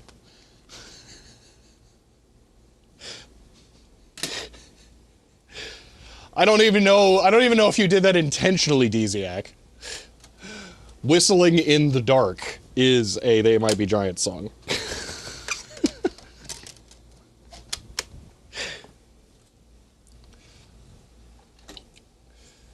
Put a hole between the arm and the camera. Let's see. Fold the edge of the paper so it won't bend. Punch a hole and put it between the arm and the camera.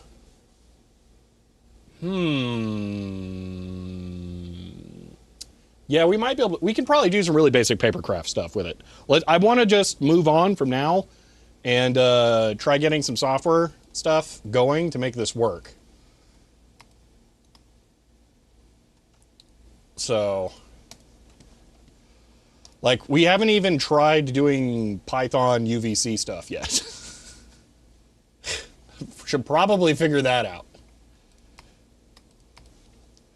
So, Python UVC camera.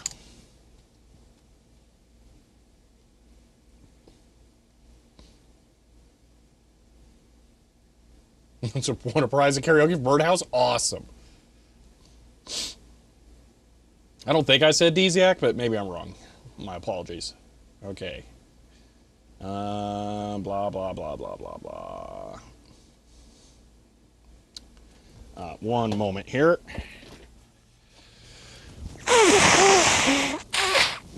Oh. Okay. Next 2 hours of installing the right version of OpenCV. Yeah. So I am not doing OCR. I'm not doing image detection or classification or anything like that. This is purely get current view of webcam as photo, save next to bin queue. That's it. That's it.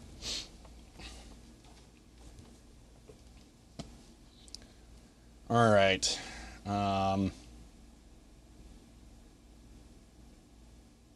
Is it just this?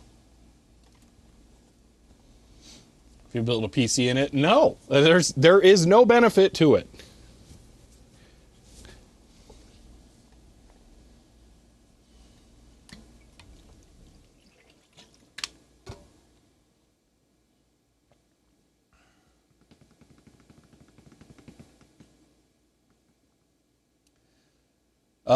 Image rotation is about the only thing I could do, but I don't really care that much.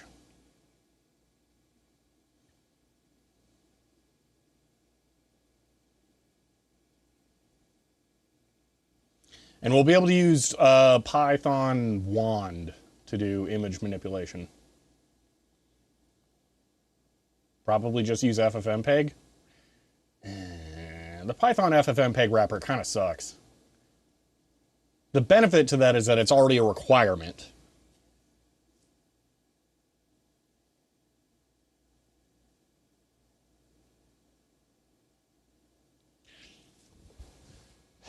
Let's try that. FFmpeg capture UVC camera image. Because FFmpeg might be advanced enough to provide the UVC configuration as well on the fly. Why would we do this on Windows?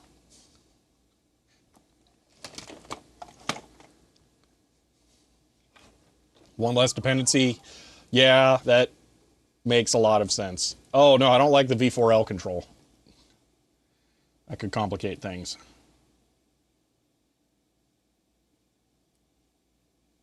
Oh.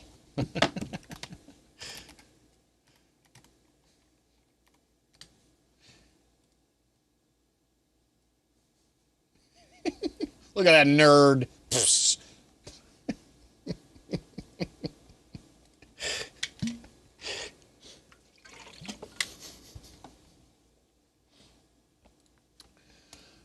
Hello, Cree Rowe. I'm not 100% sure how to pronounce your name. We just added a camera to the thing. So you can see there's a yellow disc here, and boom, right there, that's the yellow disc. Hello. With a camera directly mounted on the robot. So I'm going to try and set it up so we can take photos of the discs before we rip them. Maybe after ripping. I don't know. But yeah. He drilled a hole in 2 hours. Yeah, pretty much. We assessed other options for modifying the machine, and then I decided that I would just spend $20 to not have to come up with a weird 3D printed solution. And I kind of gave up on the lights in the shade by just reaching up and turning off the light that's reflecting on it.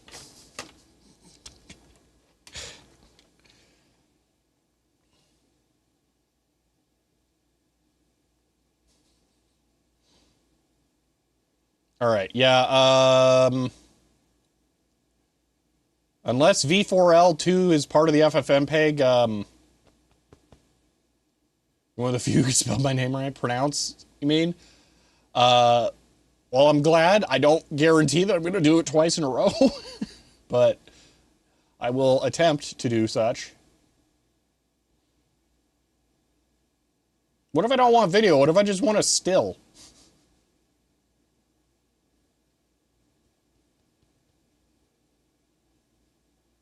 Spyro the Proto subscribed at Tier 1. They've subscribed for 42 months. End of line. Spyro the Proto, hello and welcome. Thank you for the Tier 1 sub and 4. I'm starting to remember this number now. 42 months. I appreciate that. Not a native English speaker? That's no problem. I'm sorry, I talk really fast.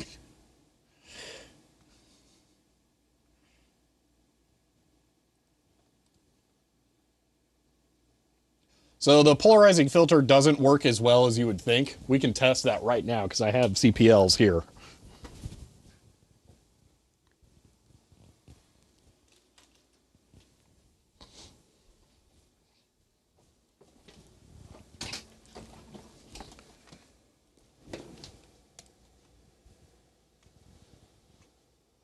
Yeah, I'm gonna research the FFmpeg option a little more still, but we'll see. So that's it. Rotating.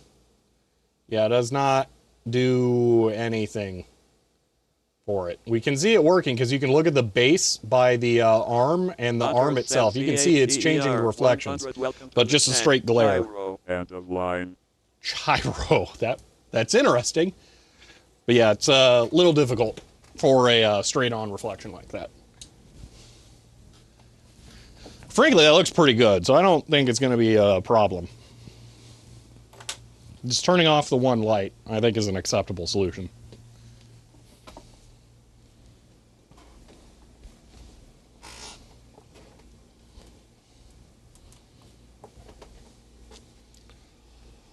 Hold a white paper over the light? I'm just going to turn it off.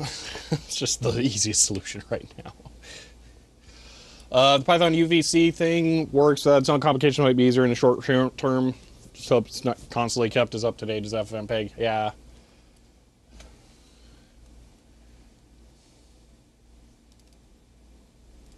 Oh my gosh, that's like 320 by 240 or something ridiculous. All right.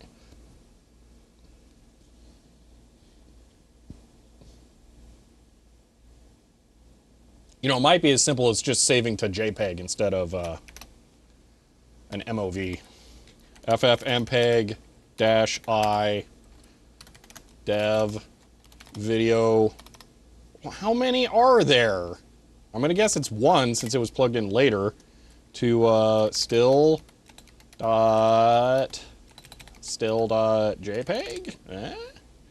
Error opening video 1. Okay, try 0. Okay.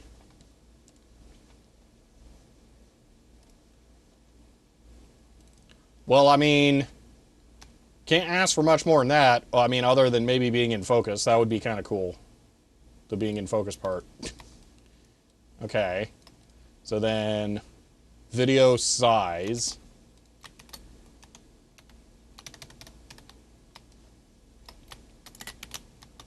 Also, I'm going to add a -y so it overwrites it. Let's try 1080p, see what that looks like. Okay. So that's a just now. Perfect. Okay, well that's not 1080p. And by 1080p, I mean 1920 by 1080. I mean, technically it is progressive. The whole frame is in the one frame. It's not interlaced. Where's my thing go? Let's see. Frame rate, videos, buff size, format. I don't think video size is working.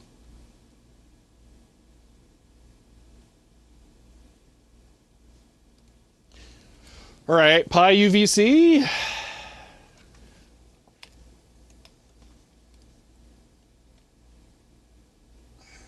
I mean, I don't want to stream it. Python UVC camera, capture, still. I don't want OpenCV minus OpenCV.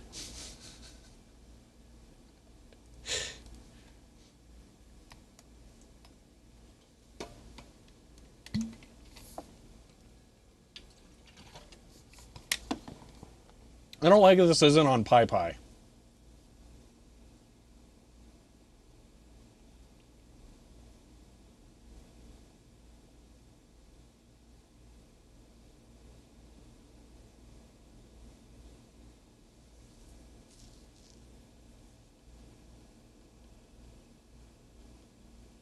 D-show, but that's a Windows thing, right? So probably just video 1, but are those like all D-show parameters then? Because that's D-show, I'm pretty sure is direct show, which is the DirectX API for video camera devices. VF scale will, so VF means video filter, which means that it will just stretch the image. That won't do what we want. That won't capture a native 1920 by 1080 frame.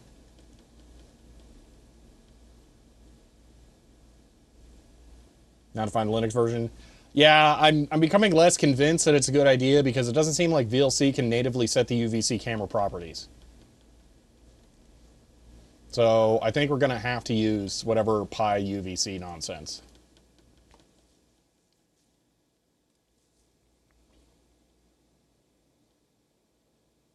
I mean, maybe that is in Pi. Pupil Labs UVC. Let's look for that. Okay. It makes me slightly happier. Less happy about it being 1.00.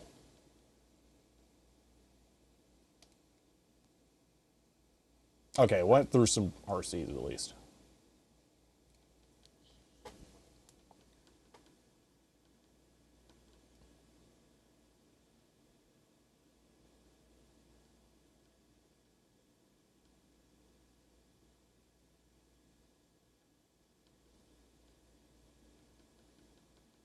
Ouch, Sanity. Well, you can see the results of the work here, Sanity. We have the camera mounted firmly on the robot now, and it's working pretty well. I'm just looking at what the optimal solution is going to be for capturing.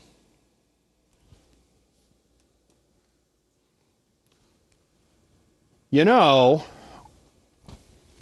the sensor isn't active right now because the light's off. And then I open VLC. The light turns on. Oh man. Hmm.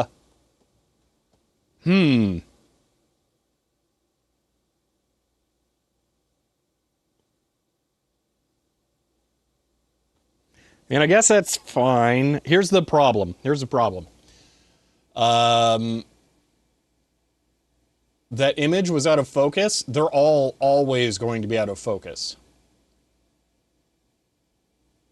Unless we can manually specify focus values, which it looks like we're going to have to do. So yeah, the hard mount is going to be extremely important.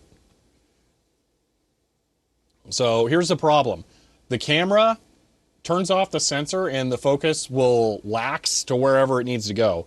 And then the camera needs the image sensor active for a while so that it can hunt for the correct focus position, probably looking for harsh edges.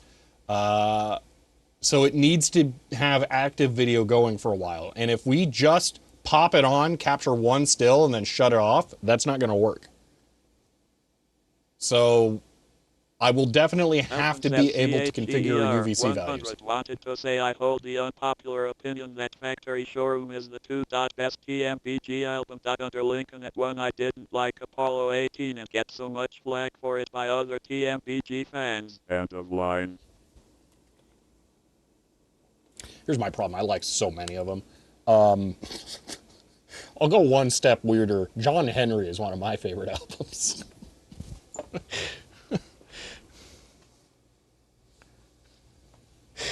I forget what song it is, but the like orchestral one that's like really long. Oh my gosh, I love that song off of John Henry. I listen to albums. I don't listen to like individual songs. So I don't remember which one it is, but yeah.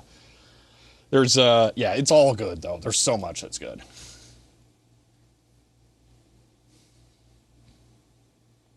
But thank you for the 100 bits, Halcoon. So looks promising at high frame rate. Well, high frame rate means multiple sequential frames. That doesn't help. Magicotech says CHEER 100. Falcon. You are allowed whatever opinion you want to have. Stuff what other That people too. say. End of line. That too.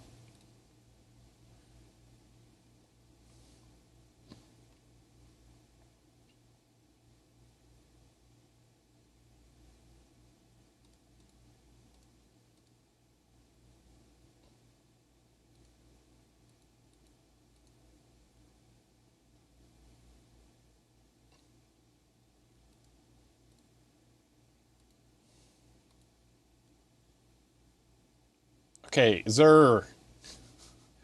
Is there literally no documentation on how to use this?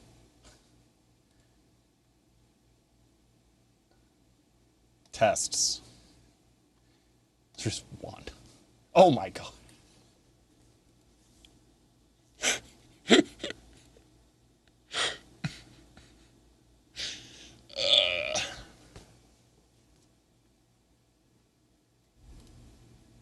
Wait, examples.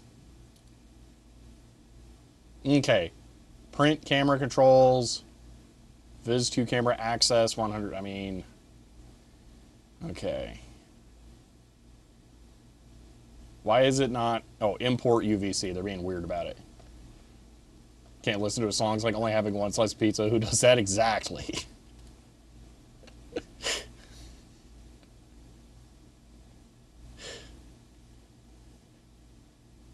Pizzas are sold by the pizza for a reason.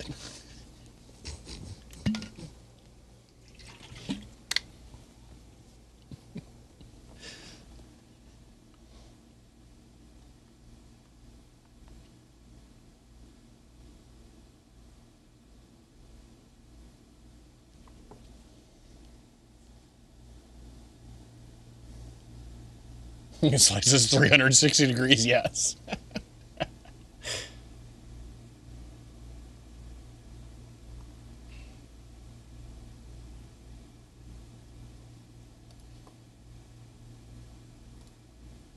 Access 100 frames, okay. How does it store frame data?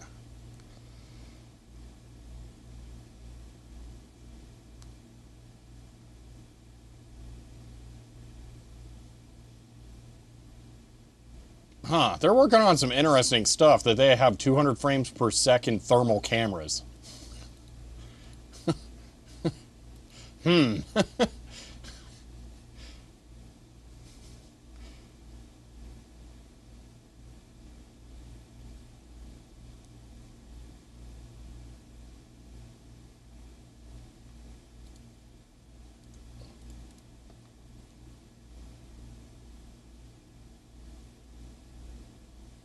I didn't see what, like, actually storing a frame was. Cap get frame robust. What is this? Gray mean?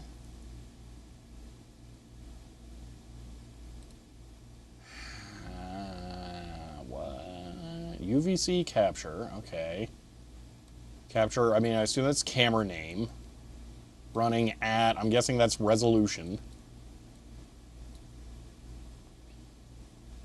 Try for X in range 10. Well, that sounds like they're going to access 10 frames, not 100. Get frame robust. Print frame image mean. This needs like way more documentation. Issues 34. That sounds like a dumb Apple problem. How to connect two of the same cameras. I mean, I assume you get the UVC path. UVC to get device list. Error happened. UVC has no attribute device list. Okay. Installation at Mac. That sounds like Mac people problem.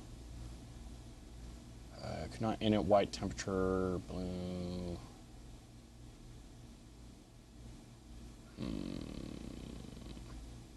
Absolute focus control holds an older value. That sounds like one's going to be a problem for me. Absolute focus. Value. I don't like that it's not updated. Wait, have they ever closed? They have closed some. Last closed 3 years ago.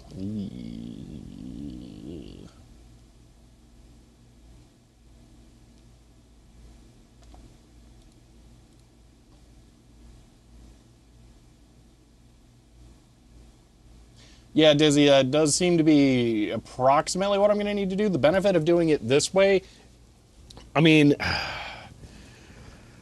there are many problems. Oh my gosh, brain, words, mouth, stretch. There are many facets to this problem. If we go with just video, we need to take, 3 seconds or so of video before we do anything, so that it has time to autofocus. But even 3 seconds doesn't really seem to be enough for autofocus. So what we should probably do is specify a manual focus point, which would be fine, because then the camera turns on and boom, it does it, it gets focus, and then we can take the still. But that requires UVC control.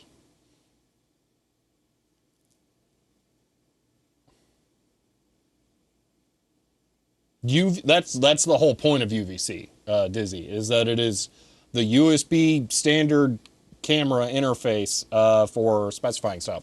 So if you've ever used OBS, let me just fire it up really quick here. So if you use OBS and you have a video device, all right, I don't know why it's being wonky. Let's just go ahead and delete this and bring it back. Delete, yes. Add video capture device, okay. Resolution 15Y. Well, anyway, you see all these options down here under camera control? So these are all exposed by the USB interface that the camera provides to the system. These are not part of a driver that communicate in unique ways to the camera. This is built into the camera. These are standard features. So you would just go in here and then you would not use continuous automatic focus, and then you'd specify an absolute focus value. So when you turn on the camera, no autofocus, specify open or focus absolute value, and then take the still. You might need to give it a second to do that. I'm not exactly sure how that works. But that's the rough idea. I have no idea why it's not showing videos. Almost, oh, I have VLC open in the background still. That would be why. Okay, delete this, bring it back. There we go. Okay, so we can set resolution 1280, 720, frame rate, just set it to, why is it 10? Ugh. And then BGR3, there, that'll be better. Okay, so if we want autofocus or disable autofocus, set manual focus value, we just have to find the correct focus value. OBS is not great at using this stuff though. So it's not my favorite for this.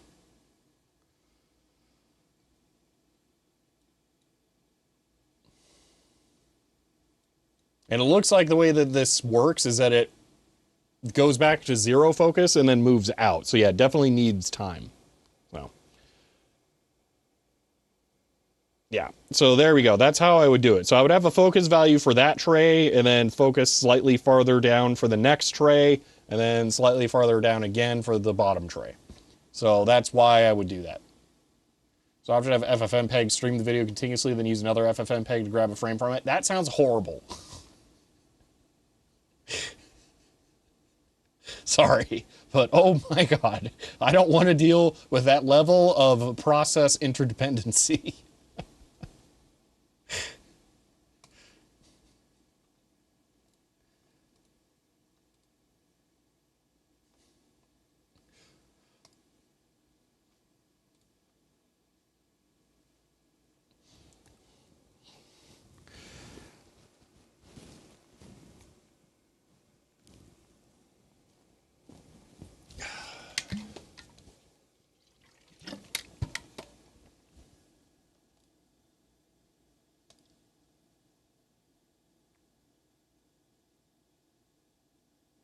How is this not, like, extremely simple? Oh, I'm sure, MB, that's the problem. Is that I don't want OpenCV. I very, very much do not want to have to compile OpenCV for this. I don't know if you've ever compiled OpenCV to install it, or tried to install OpenCV. It's a nightmare. I do not want that as a requirement for this. Take a screenshot to save a frame. Yeah, well, it's currently not dependent on a desktop environment, and I would like to keep it that way. But anyway, I do not believe FFmpeg has the ability to send UVC controls, at least not that I've seen. Yeah, OpenCV is almost the entire reason that the stream computer is a dedicated stream computer, because my datapath capture cards require it. And, ugh, gross.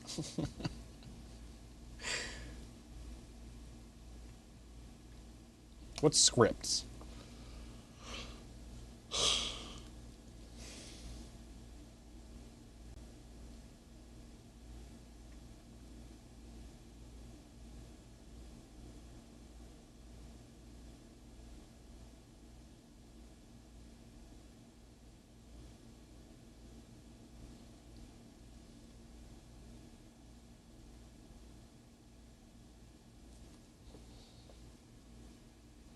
Missed a few episodes. Brilliant build. Last time we have an issue getting one drive ripping at ultra speed, not others. Any chance of a little recap? Well, Alex, there's now a whole video on my YouTube channel about it. So that would probably be the better way to get caught up. Right now what we're doing is I've just added a webcam to it, and I'm trying to figure out how to control the webcam from the software. So that is physically mounted up there. So camera, boom, thing. And I'm just trying to figure out how to utilize it from Python. VLC remote control command, take an image, current displayed video. I mean, again, I really, really, really, really do not want to use VLC. I will use FFmpeg before I use VLC. I will record 10 seconds to a video file and then pull out the last frame before I use VLC. FS webcam. Let me look what that is. Wouldn't that be through V4L2? Well, we can Python V4L2. We can look that up, see if that's a thing that exists. Oh, hello. Okay, well let me do this really quick. Fast webcam, need simple webcam. Isn't VLC just nice interface or FFmpeg? No, they are completely different. VLC probably uses FFmpeg under the hood as its codec interface, but it's a lot more than just that. I do feel like the maintainers for VLC have kind of let it stagnate a little bit too much. I'm surprised another project hasn't come along and eaten its lunch yet.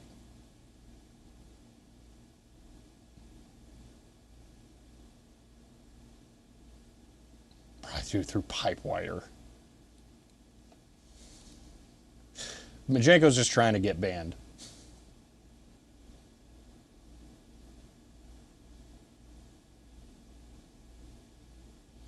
Okay, video for Linux, Python library, high-level device, API for humans to play with, raw Python binding for V4L. User space, API using C types. To bother wasting your time here, you probably won't use it. Let's see, only works with Python greater than a number. mPlayer can do UVC. mPlayer, mencoder. I don't know why you're both recommending that all of a sudden. That's why it isn't doing a very good job compared to MPV. Well, I was more talking about just like the whole user interface in general. Like VLC does not work with UI scaling, which really sucks on my Microsoft Surface, where the resolution is kind of high. I think it's like 2560 by 1600 or something. And I want to use touchscreen controls.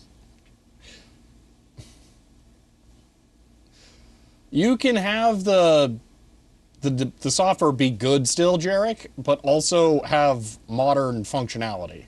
There are both. You don't know the words can't or failure? Oh, well, I know, I can tell you one thing. These drives, turns out they can't read mixed mode disks, which is just delightful. So they're getting replaced, which is costing me a boatload of money.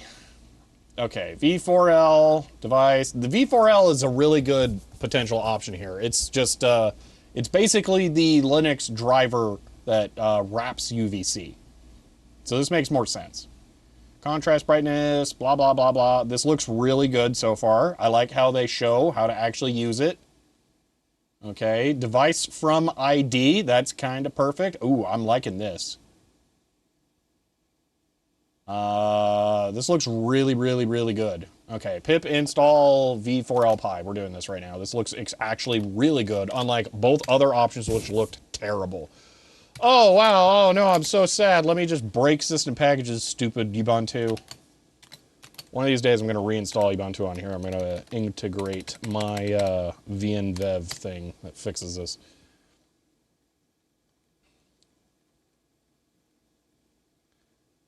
Glad I made the suggestion. Yeah, this looks a lot better. This looks way, way better. Okay, Python 3. Let's do some stuff. Okay, from thing import device. Okay, I kind of don't like that they call it just device because everything calls it just device, but whatever. V4LPy is no longer being maintained.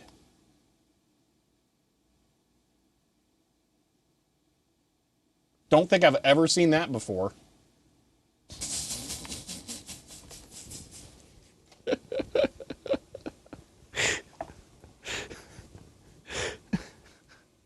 That's a new one.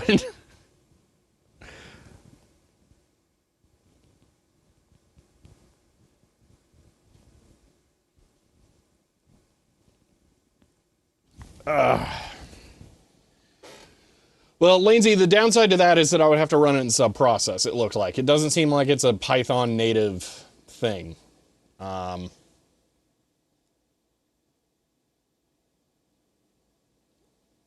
See, yeah. I'm sure it's fine. It's probably good.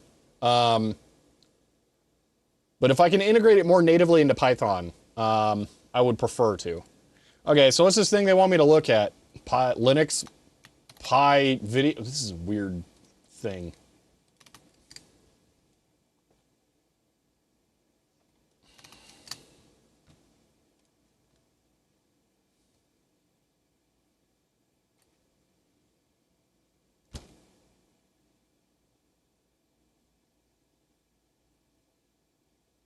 This is ridiculous. Oh, this is awful.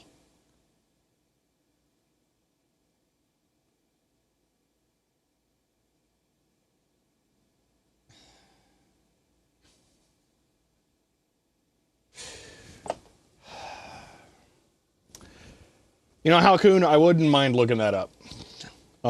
Image, magic, capture, camera.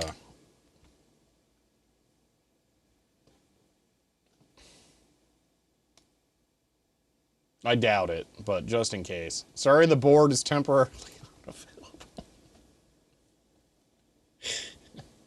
Let's see if Wayback has it.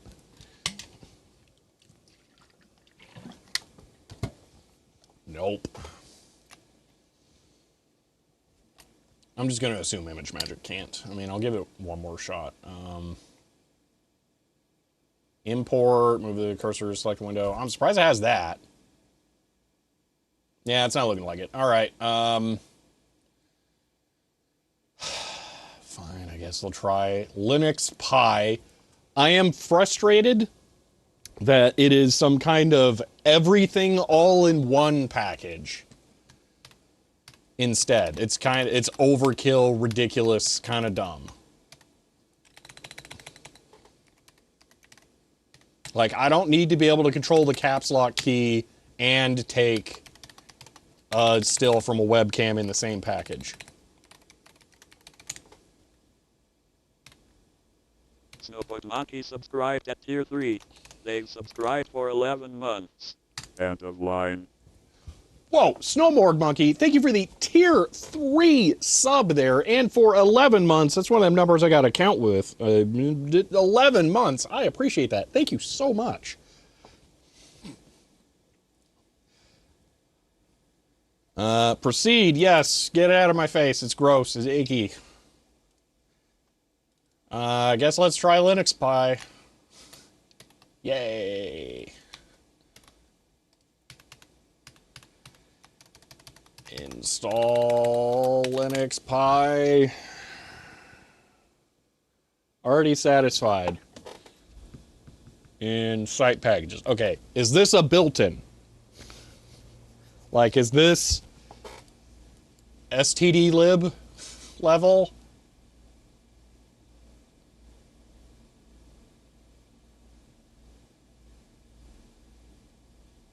There are no Python libraries required. There's also no C libraries. Everything is done here through I/O control, read and write calls. Ain't Linux wonderful? I mean, you could probably do all that in Windows too. I mean, I'm very pro Linux, but I'm not very pro this is the best way to do this every single time. Okay. That imported. With device from ID, you know, this looks an awful lot like the V4L stuff.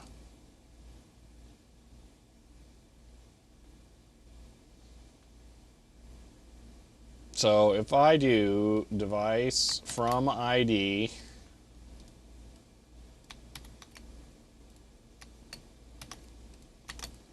cam, and then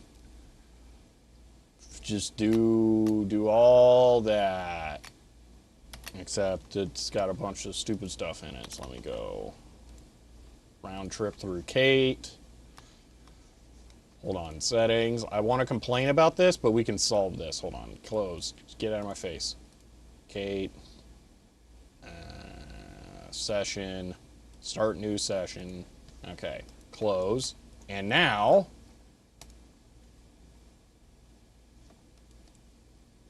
wait, I thought that it, session, show welcome window. No, that's what I want. Okay, there we go. And now, there we go, that's exactly what I want. I don't want the stupid welcome screen every time, but I can get rid of it, which is good, because that means everyone can have what they want. If someone wants the weird welcome screen, they're welcome to it. Ba-doom. Okay. At least one of those. I'm not going to bring in all of PyPy streams of dev steals. Yeah, no kidding. It's just literally the opposite. Why is this not going? Because I don't have a closing parenthesis. Boom. Copy. Okay. Boom. Attribute error. None type has attribute values. Control in cam.controls. From pprint import pprint cam. It's a function. This is not Linux. Okay. Device dev video closed equal true. Okay. Curious. As cam enumerate frame I length frame 0 as cam.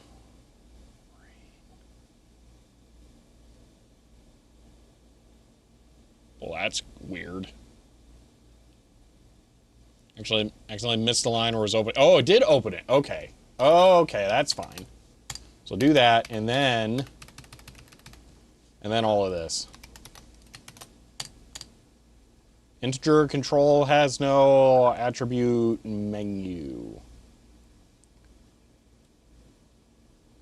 Okay, so it did get one. Integer control brightness. And then integer control has no attribute menu.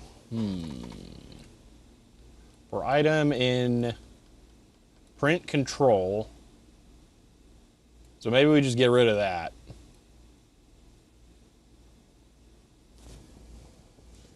So yes, freefold, that is exactly what we're doing.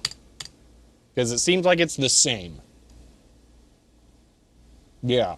So we can disable automatic control and then set, or automatic focus and then set focus. This is a Python version without the multi-line command history, but I don't know. It's Python number 3.12.3. There you go. From February. But we can set camera features. Okay, so this is pretty close. This might work. I'm curious what the frame data actually is that we capture.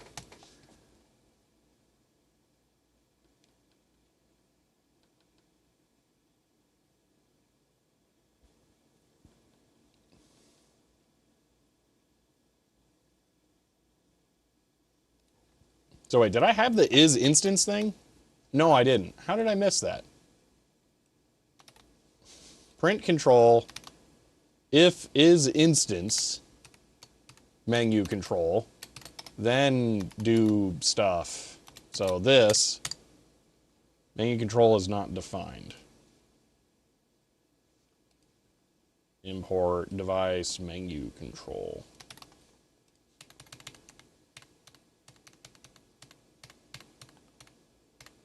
It might yell at me here because I already imported device, but we're going to find out. Yay. Oh, that worked. Okay, which means...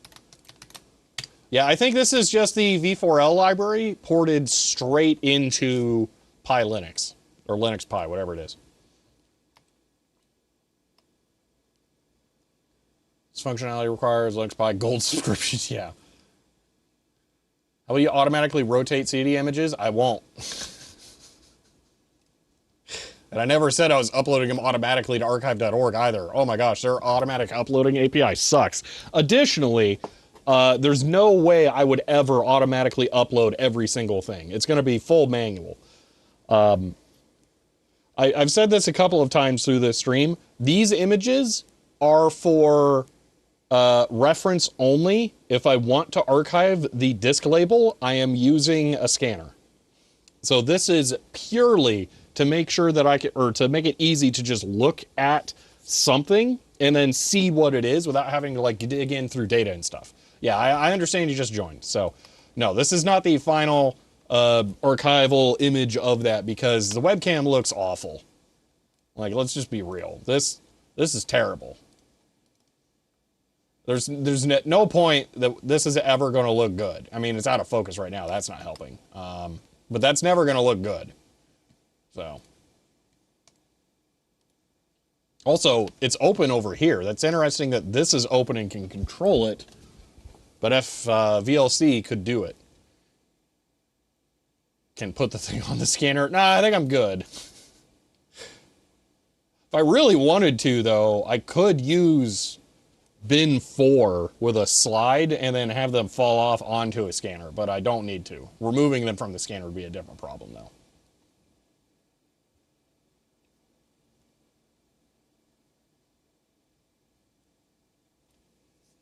But again, then you would have the rotation issue. When I manually hand scan them, I just pre-rotate them. Problem solved. Menu control is not defined. Okay, let me actually read this stuff. Menu control has no object menu. Well, that seems counterintuitive.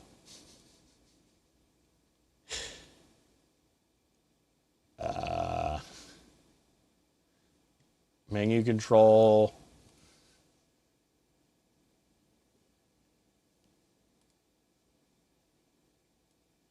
Power line frequency. Well, it was literally that option too, so that's extra confusing. Has no attribute menu. Okay, did I screw up and miss another thing that's supposed to be in there? Is that what happened? Drop into a feed through scanner, then you have a pile of disks to sort? Yeah. Must have renamed it. Yeah, maybe. Control items. Hold on, did I just completely screw this up? What did I copy? I think I mixed up two things. Hold on. Is instance. Let's just start from that. Okay. Replace all of these. Copy this. Paste it in. Hey, look, it works. Okay.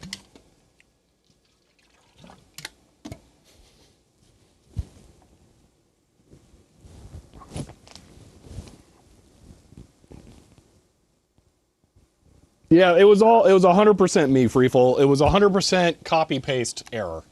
All me. That was all me. Okay. Well, I want to take a still. I want to see what a still looks like as far as like data.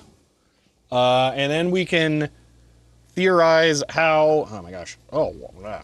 Anyway, we can theorize how we're going to work on this because we're not going to have time for this today. Oh, you know what? We're getting close to battery check time. Let me just look at it. Okay, it's still green. I'm going to leave that there so I notice it.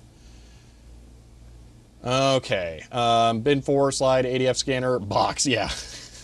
Just, at that point, paper shredder. Why not? Goes to the CD robot, shoot, done. Goes to the slide, drops through the feed scanner, and then just straight up into a shredder. 180-degree fold around ADF. Well, no, mine is straight through, is it? It's really close to straight through. Maybe if I removed the output tray, it might be. But it's at most, it's like a like that. Okay. How do I capture a still? Scan the CD's grooves? No. Everybody wants to do that. It's not going to happen. Okay, improved device control. Oh, wait, this is that. Well, this is more likely to show me how to actually take a picture. Okay. Okay, import Flask. Interesting.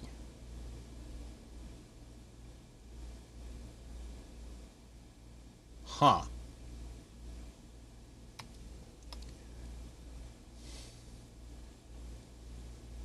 Yeah, no, I have an actual ADF scanner. So yeah, it's not just straight through. Okay, let me say the thing I haven't actually said because this will help make sense to what I'm thinking and could potentially do. I know exactly what Flask is. I just found it interesting that it's using that. I'm using Flask in my software. That's how that I have the web interface working for this now. And I've used it for years for my GPIB stuff as well. Anyway, this just tells me that they're doing a stream. Yeah, well, I mean, literally stream of frame data, which is kind of cool. So it's a webcam view through that, basically. Anyway, I want to see if whatever data output object from this can be directly handed to Wand, which is the ImageMagick wrapper, without having to save it and reload it. That would be kind of cool. That's what I'm wondering.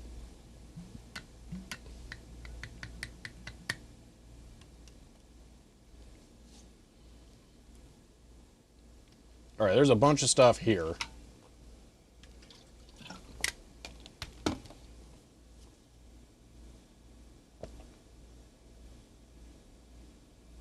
So get frame. That's just confusing. So they're enumerating the camera as a sequence of frames. How do you just get one frame?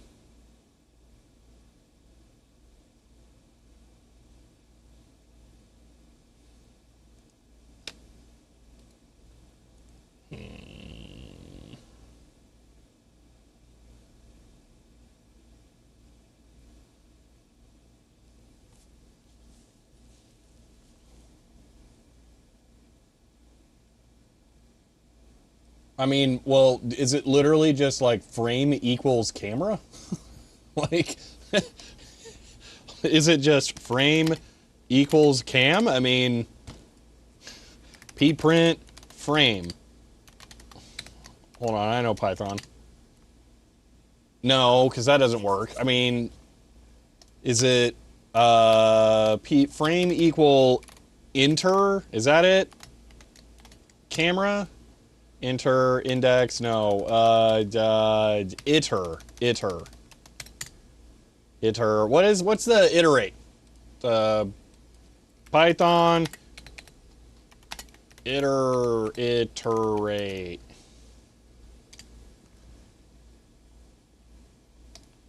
It's a weirdo.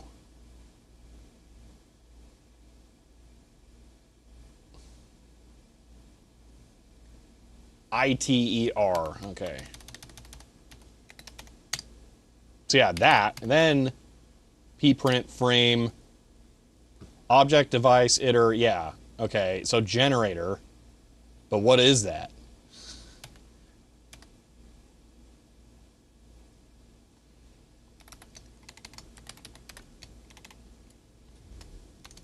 Is it this?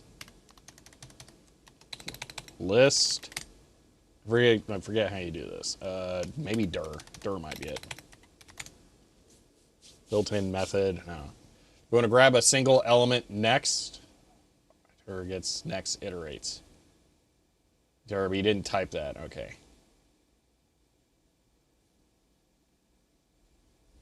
It would be next frame. We can try that. Device object is not an iterator. I think I had it right the first time. Just, you know, saying. I think.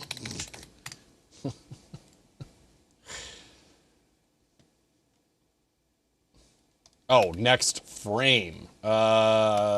So image. Well, that did seem like it took more time, and this camera is now active. Print, image, frame. Okay, so that is a thing. Okay. So then, now if I do cam dot close, the lights are still on the camera.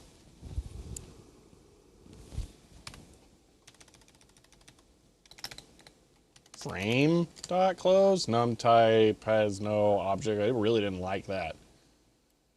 Error during handler, blah, blah, blah, blah, blah, blah, blah, blah, blah. Okay, well, that made it cranky, and the camera's still active. So it was type frame, though. So I need to know more about that.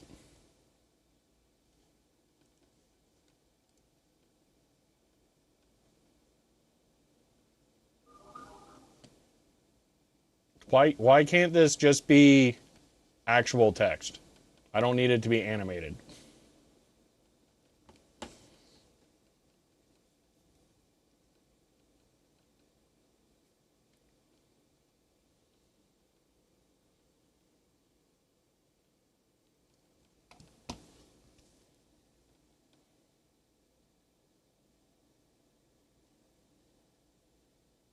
Hello, Medness. Alternately, manage calls, capture. Okay, frame in camera. Device ID as camera, for frame in camera. Okay. Well, we found a way to get like one frame, so I'm pretty happy with that. I don't want to loop it. But what do we do with a frame? They're just like, here's frames. Okay, good luck. Video output. It's possible to write to a video output capable device, V4L loopback. Well, that's literally not what I want.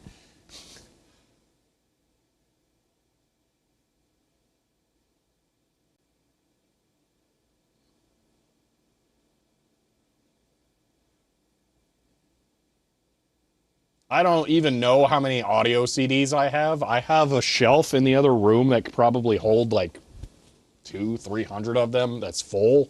But also, if we just go to wiki.techtangents.net, random page, boom, that's a CD game. Random page, boom, there's 2 CD games. Random page, boom. Well, that particular one's not on a CD, but I do have CD copies. Oh, I added CD copies as well. There we go. So, yeah, I have a lot. I mean, there's no CD for the ThinkJet. But, yep, that's probably on a floppy. Wait, I didn't see media type.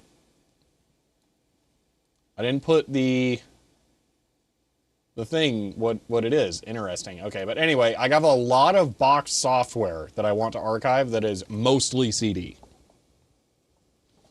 So yeah, I have a lot. And that's the kind of thing where I'm going to have like, let's say even just 20 big boxes right here, like all stacked up. I'm going to be limited more by how many boxes I want to take off a shelf at once than I am going to be the throughput of the archiving. But that's going to be an example where I will want to make sure that the media samples are in the same order output as is input there. So maybe it's network node addition to Carmen San Diego. Yeah, go with the Lotus. V4L reference link. This one. Video API. Okay, let's see. Blah, blah, blah, blah, blah. Frame. Okay, resulting frame object from acquisition. Raw V4L2 buffer. You got a thing. I got a notification again. All right. I get notifications from people while I'm live, and it's like, I don't know if they're watching or not, and I just want to respond, like, right here, right now, because, like, in my mind, everyone's here right now, but that's not how it works. all the work you put into this, you could have archived all those CDs. Oh, I don't think so. Keep in mind, before this, literally the best option I had was the disk drive in my computer. Well, that's not exactly true. So I do have one USB Plex Store drive that is pretty baller. And I have used that for ripping a lot of audio CDs. But I'm wanting to switch to this for a multitude of reasons. Frame reader, what is that? Wait for next frame. No, that's not what I want. Okay.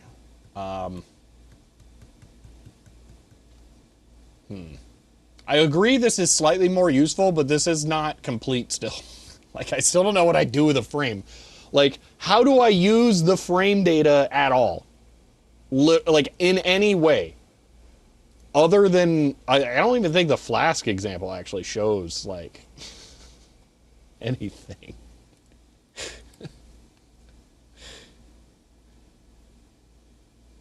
So there's this. But that's writing it back to a fake data device. You might as well just symlink your camera input to another one.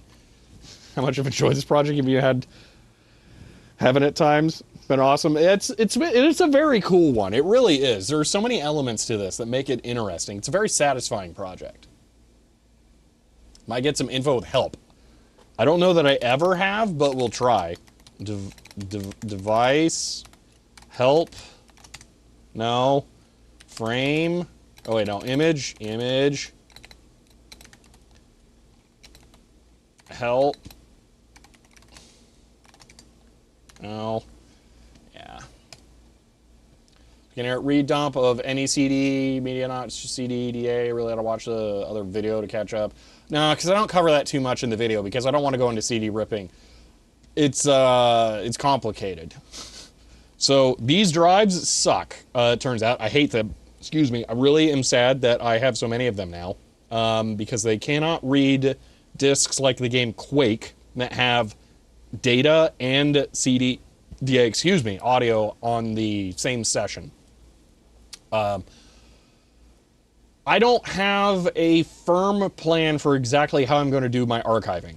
That comes next. Once we get the machine solved, then we're going to switch to redump, probably, for ripping disks. I'm starting to feel like that's the method that I want to go is redump. And I'm not exactly sure what it outputs, but ultimately I'm looking to get bin queues. Oh, help frame. Well, we can help. Image. Ah! I didn't know about this. This is nice. Okay. Get item, length, array, flags, height, memory, pixel format, with buff, data. CD ripping has been on the I want to do this, what is going to suck list since before I started tuning into streams nearly 3 years ago. So let me put it this way. If you go back to the Help Shape the Future of Tech Tangents video, in that, I actually show, you might even be able to read it if you like go frame by frame. I show a script that I've had for CD ripping that has been in the work for like 6 years.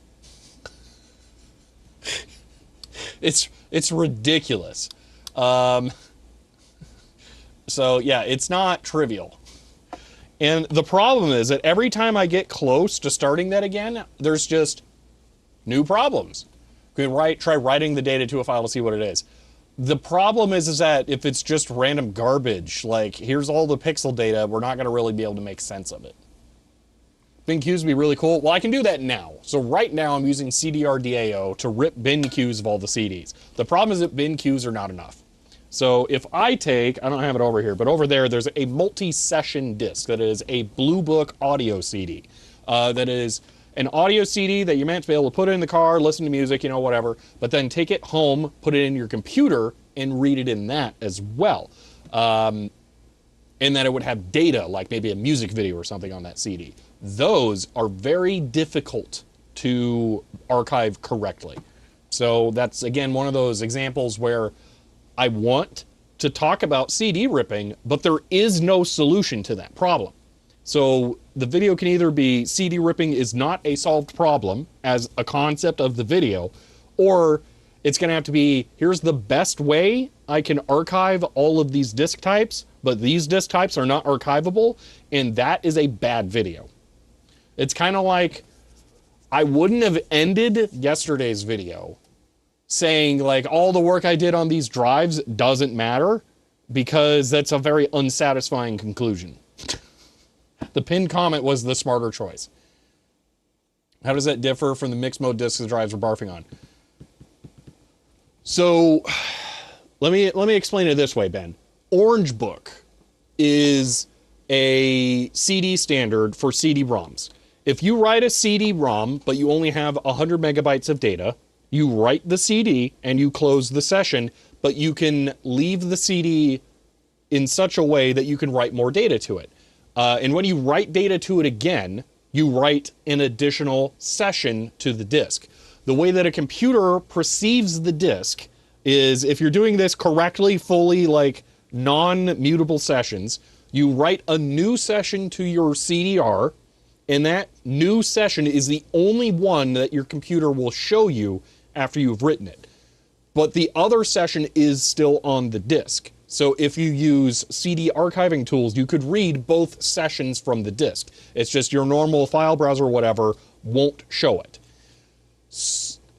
The Blue Book disk uses two sessions. The first session is all CD audio, because CD audio players always show you the first session on the disk. And by show you, I mean play for you to listen.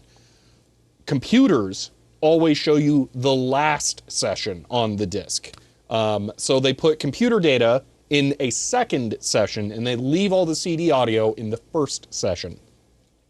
Now, a mixed mode disk has the ISO 9660 file system data just in a track on the disk in the first session. So if you played this disk in a CD player, and most of the time this will happen, even though theoretically it shouldn't, it will play the CD audio and you'll just hear static, so you have to skip ahead. Yeah, into two sessions. Yes, that's the difference. I have no idea if that multi-session disk would work. Frankly, it doesn't matter, because I hate these drives already. I don't need to hate them more. So again, these are all the reasons why CD ripping sucks. Is that same principle as CDRW multi-session? No, because CDRW is extra weird and funky, and you can leave a session open to add more data to it for a CDRW. So that's why it's funky. Ugh. Yeah, Paul Guy, as far as the UVC stuff, this sucks, yeah. But I knew this was going to suck, so... Oh well. Let's see, data descriptors. How do I do this, by the way? How do I make this help thing? Because this is kind of awesome.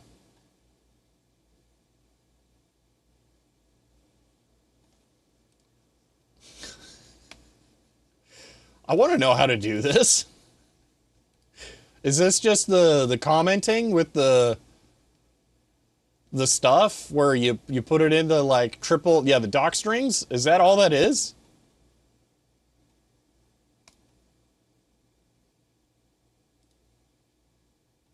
So if I do help device, yeah, so that does that. Okay. Hold on. So I got like no mouse space because I have my phone here. Okay, so if I go get Pi disk rip, handler, you know what? Let's go.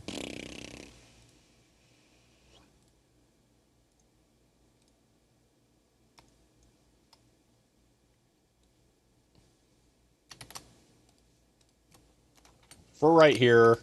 No, that's not it. Python 3. And then we grab this. We just pop it in there.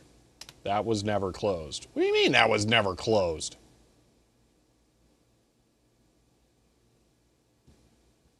Did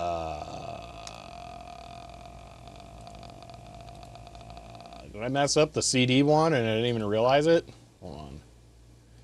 No, yeah, media, CD 262.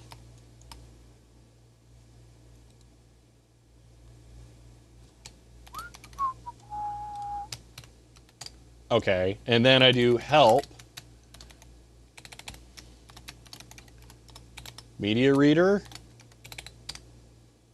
Oh, that's awesome.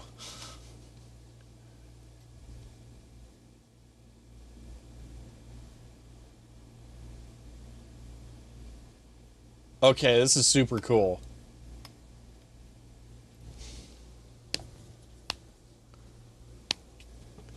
Redeems check mic battery. Yeah, so it's currently green. So I'm watching it. We'll see how it goes. In the standard library, you pretty parse on doc strings. So I've been trying to add them to this. So that's pretty sweet.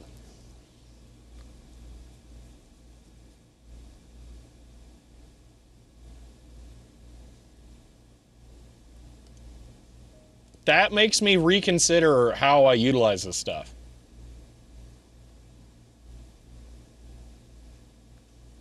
Okay, that's super cool.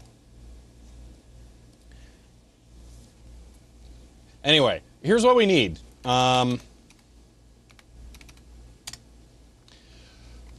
is like this? What is data or buffer? I think data is more likely to be useful.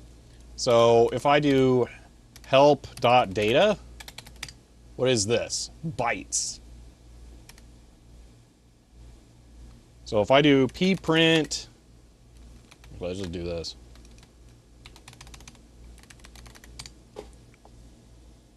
So this is raw bytes.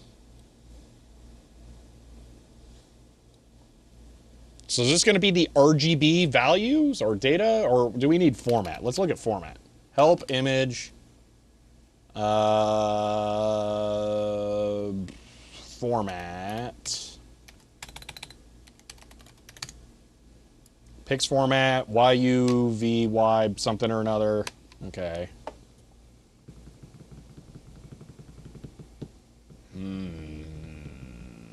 Okay, so that's the raw data in that format. Okay. I think we can make that work. So if that's the raw data, let's go back, let's go to wand. Python wand. We might be able to have wand initialize data from raw data.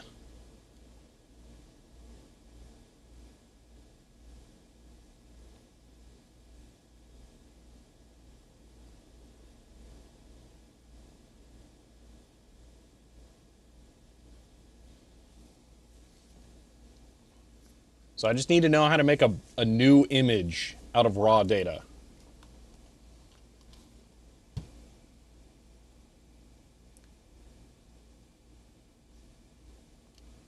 Opens images. Yeah, so I don't like the file name part. I don't want that. I might have to have it be RGB, which kind of sucks, but we'll see. So let's try Python wand read raw data. Let's just see. Reading images several ways. Input stream file like object. Opening image file. Open input stream. No. Read a blob. Okay. Binary blob. If you just have a binary string of bytes of the image, you can pass it into the constructor's blob parameter. I mean,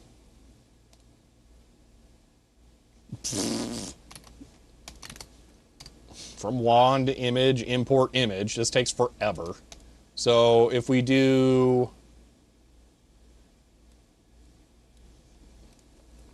that was print. How do I? It's the lowest way to read an image. Probably not be many cases for it. Oh, you naive fools. Okay, well, let's figure out what the blob parameter is. Blob bytes. Yeah, but like, how do I set the format? Yeah, bytes is exactly what I want, but it might have to be RGB. It might even need to be RGBA. I'm not sure. So if we have to capture as RGB, that's probably going to be a problem.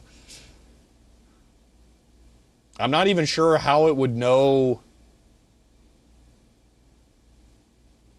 I'm hoping this isn't like the file as data, because we would not have this. Video capitalized setting the format. It's interpreting the blob as data. Yeah, that's what I'm thinking, Majenko. I'm a little concerned because we can't have this. If you have raw pixel data, that doesn't work. So yeah, this may not be viable. Huh. Hint file format. Format. Okay, so maybe the format. Use only in blob file cases. Okay, this might do something. Left format.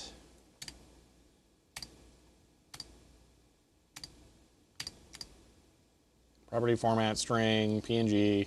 Okay, but like what are the formats? Image magic, image formats, ASCII string known as magic to identify formats, algorithms such as formats. Okay. Okay, word about it. Okay, this is raw image magic. Identify list format, supported image formats. Okay. So these are the format things. So is RGB or raw going to be one? JSON? What? Okay, LMNOPQR. Okay, RGB RGB, raw, red, blue, green. Okay, wait, is YUVV or something going to be? Ooh, hello. Size and depth, command prop, specify width and height. YUV. Okay, so this is YUYV.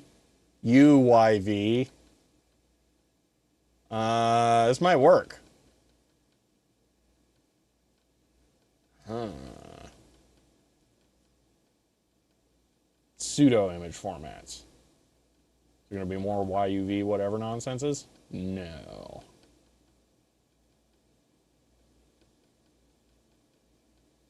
Okay, so we might take a new still here in a second and manually specify a format. We're getting close to something here. I think we have discovered all of the pieces of the puzzle. We just need to figure out how to put them together now. So let's take a step back here and describe the process, okay? Linux, Pi, open UVC device, get frame from camera, extract raw data from frame,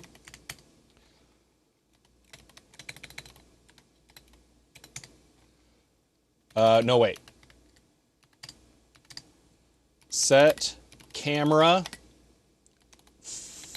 data format, get camera from frame, okay, create wand data from raw data with format. Okay. Or create wand image, I should say. And then that gets it into a domain that we can do almost anything we want.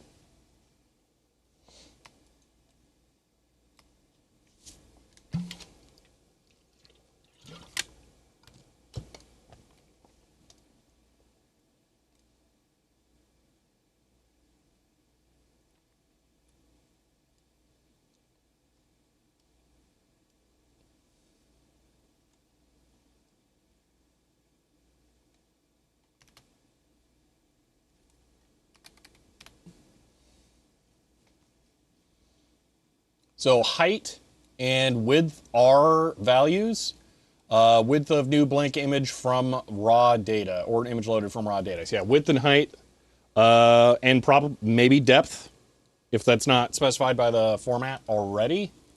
Use size and depth, okay.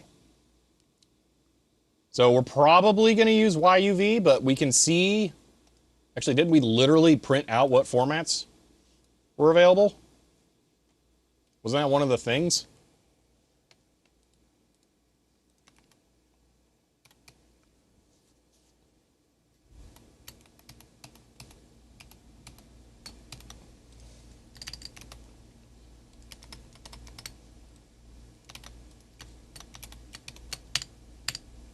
None type has no object. Okay, you know what? Let's just close this really quick. You know what? Let's start doing this from here. Okay. So it's Linux Pi video device, but we need device and menu control type or something.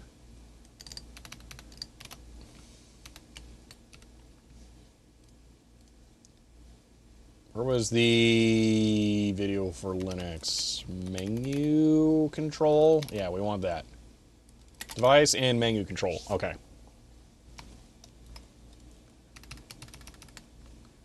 Let's just save this as bin pi camera pi, whatever. You know what, just camera.pi. That's fine. Okay. And then comments. Okay. So for right now, we have to open a device still. So device, cam, and open. We need these. Why is this not CSS? You can have a CSS before parameter where you can put something like these in there, and then it's not actually text that you can select, and then you get the best of both worlds. So you're supposed to do that when you're doing code examples. Anyway, I'm a cranky old person, apparently. cd bin ls cameras in there. Yeah, Python 3 camera. Okay, so that just worked. Perfect. That's exactly what we want. Okay. So format is not listed there, but image formats, cam info formats is an option. So let's go ahead and put this. Is that just print? It doesn't. Okay, so we need print this. I might even want pprint, but we'll see how this goes. Okay. Image format, yeah, we're going to go pprint.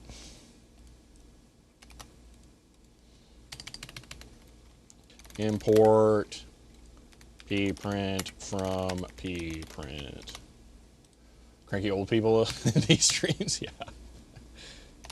What did I misspell? Is it from and then import? Import. It's probably because ChatGPT didn't tell him how to use the CSS before prefix to add the data. There we go. Is that sufficiently old and cranky? Light just turned yellow on the microphone. So there we go. 3 hours, 10 minutes. That's how long before it goes yellow. I don't know what battery level that actually is, though. So let me see if it tells me any more information on the receiver. It might be 50%. Which, if that's the case, that actually tracks for 7 hours. So that might just be telling me we're halfway through the battery, which would be kind of sweet. So if it turns red when there's like a half an hour left, then it would be good. But we're never going to find that out because I don't stream that long. It will work when charging, by the way. I don't think I've ever said or tried that. So for giggles, here it is, plugged into my hub over here. So yeah, and it's flashing the yellow light while it's going. So worst case, I can plug it into a battery bank and have it in my pocket like I did with the other camera, but I would rather not. But we're probably gonna have to do that. Okay, so we got YUV, YV whatever thing, and then we got other weird one, and we got MJPEG, and then we got MJPEG. Should your earphones work while plugged in? Yeah. Anyone else brace for massive bursts of static when we did it? It's digital. It's not audio. Analog. All right. Is MJPEG an option?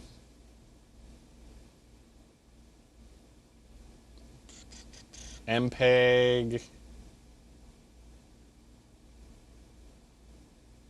Okay, MJPEG does not appear to be an option. I don't know if MPEG is an option. I don't know if, does anyone know, is YUV whatever this, is that going to be the same as this? I suspect it is, but I don't really know. These Bluetooth headphones don't work while plugged in, by the way. But on the other hand, it doesn't really matter because the charge port is literally right there. So it's not like I would ever want to. So. Single JPEG capture might work. Ooh, that is a good point. It might. We also don't know how to set the format. It looks like default format would be, we're going to pretend that it's just YUV422 for right now. And we'll see what happens. So let's try capture. So we did set camera format. We'll just pretend that YUV4 whatever something is acceptable because I don't know how to set the format. Oh, that's how you set the format. Okay, so let's try this. Capture. Wait, what's capture now? Capture, video capture, camera. But I don't want a video. I just... Oh, that's probably fine. You know what? We can work with that. Okay. Capture. Cam. Okay. MJPEG. Nah. No, thank you. I'm good. We're going to use this. Assuming... Actually, it was just MJPEG. Where are they getting that?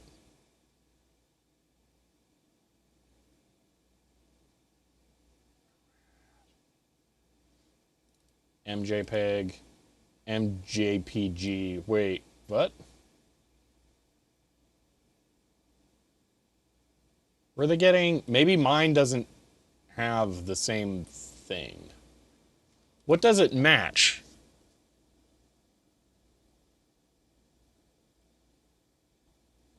I guess we don't know.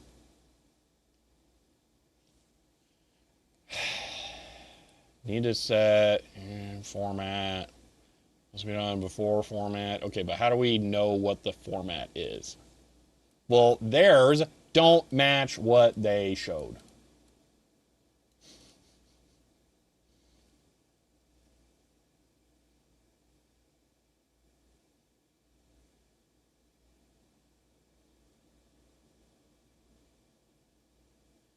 You know what? We'll just pretend that the format is this to start with. So just maybe figure out later. Frame format wasn't it? So here's the thing. We have to set it to this, some value like this, but in their example, they set the format as MJPEG. And I have a feeling if I search for this, so this shows up only in examples where they are setting the format, and it never shows up in examples where they are showing what kinds of formats they have available. So I don't know where they are getting MJPG as a format option from a list. So like, can I just, because it shows motion JPEG here, and then the flag value is compressed, and then the pix format here is MJPEG versus YUYV right there. So I don't know where they're getting this identifier. So I'm just going to hope that YUV is this, and that the 422 will be fine for later purposes.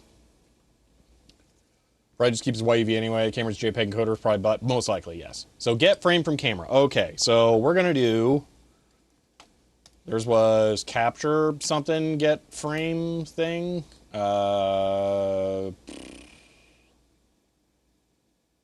Video capture, set format, sync, frame in source, frame right sync. What? Oh, that's the video output. Okay, hold on. So video capture, cam, source capability for frame in capture. Okay, so we will do image equals next iter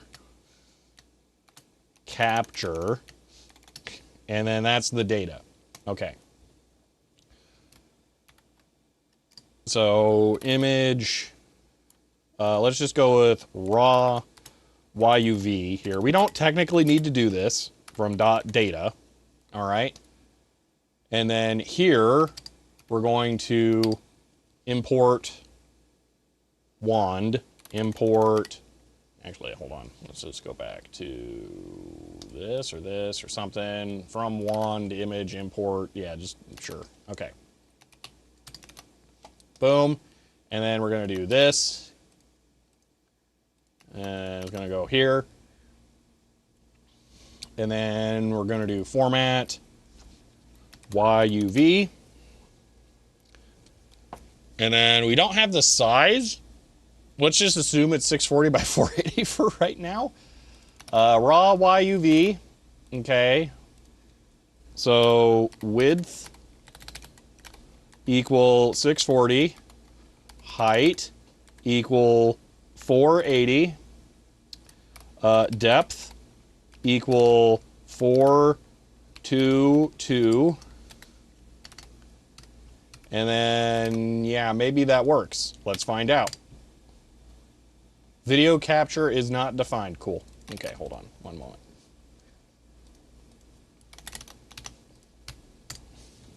None object type is not iterable. Okay. Maybe next without the iter, because maybe the video capture is doing the iter already. Video capture is okay.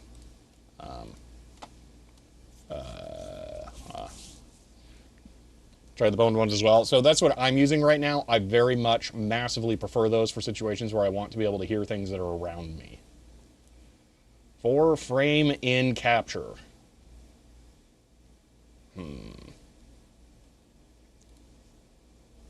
Next capture.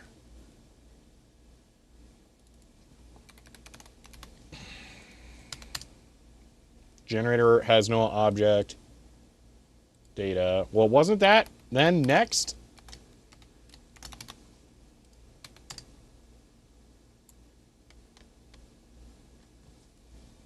What?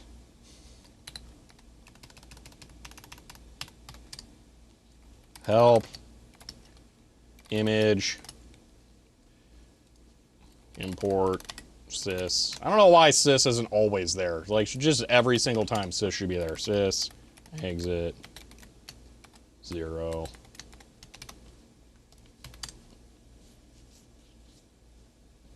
Implement next. I mean, it's got iter right there.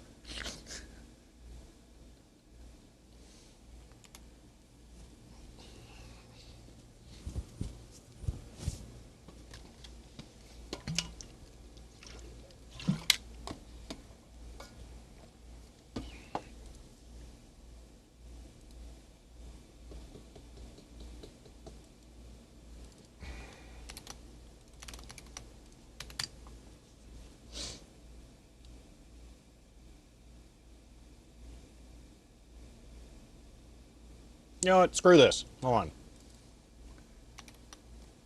Cam. Iter. Next. I think this is what I did. Let's try this. That 100% worked.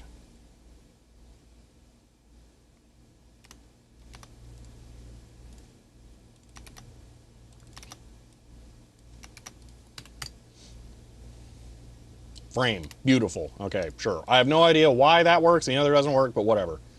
Now we let it roll, and we see what happens. I thought I just removed that.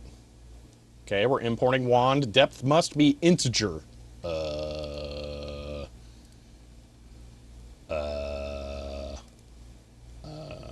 Depth.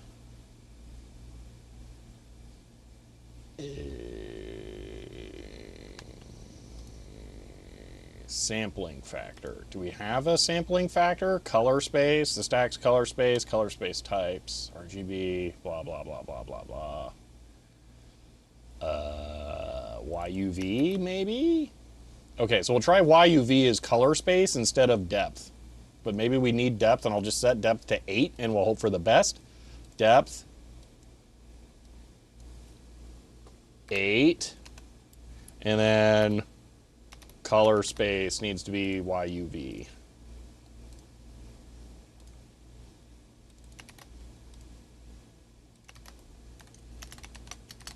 Maybe that'll do it. Okay, where are we getting this help nonsense? I need that to not be there anymore. Thank you. Depth must be integer, not... Okay, I'm dumb. Hold on.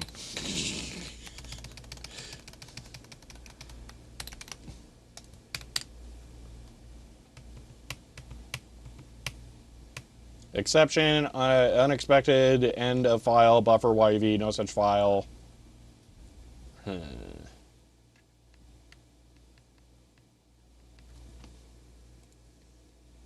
Let's try 320 by 240.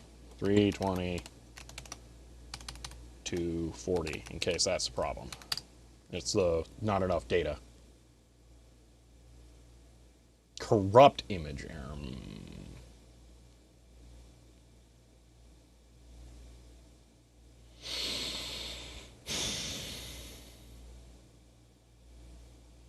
Well, that's going to complicate things.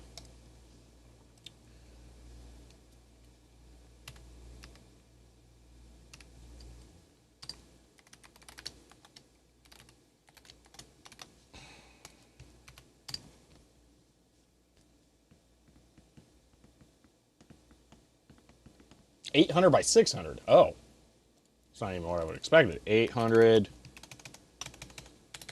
600. But that's not going to help because it's still not going to work.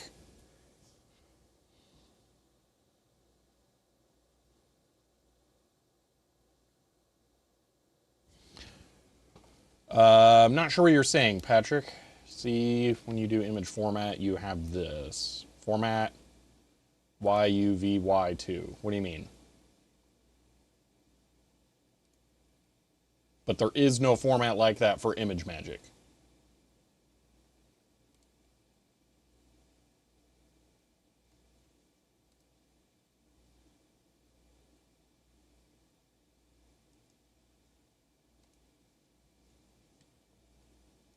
There's no sampling factor for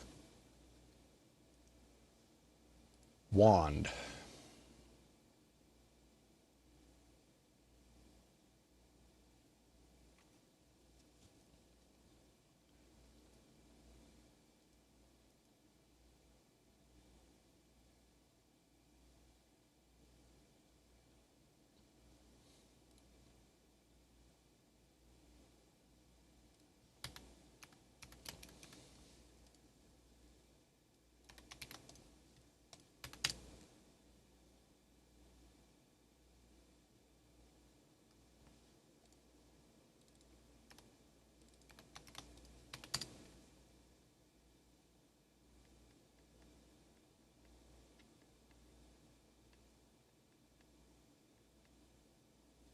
Okay. So it's definitely not getting enough data.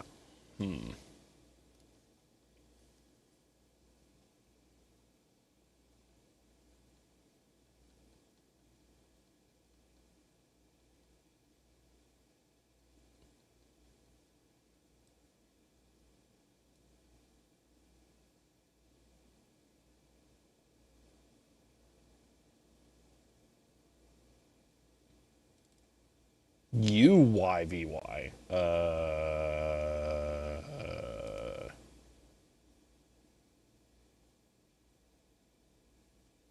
Oh, gosh.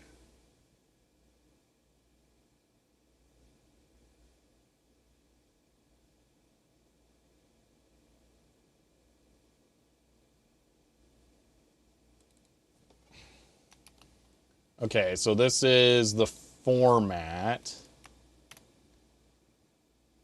Color space. Does that have UI whatever nonsense? There's YUV.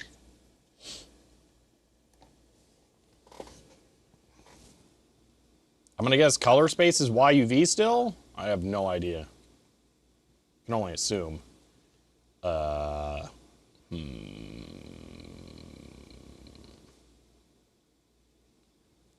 YV12 is 420.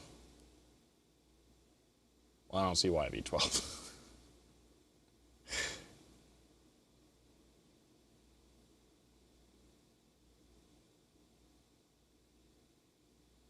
I'm going to guess it's going to be one of these weird ones, but YUV is the closest I've got for right now. So we're just going to go with that. Let me run this again just for kicks. Make sure that it like works or whatever. YV12 is probably the data format you have.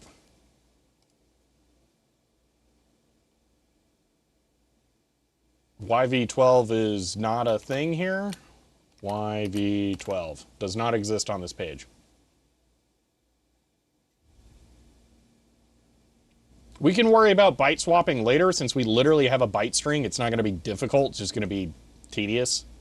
So I'm not too concerned about that for right now.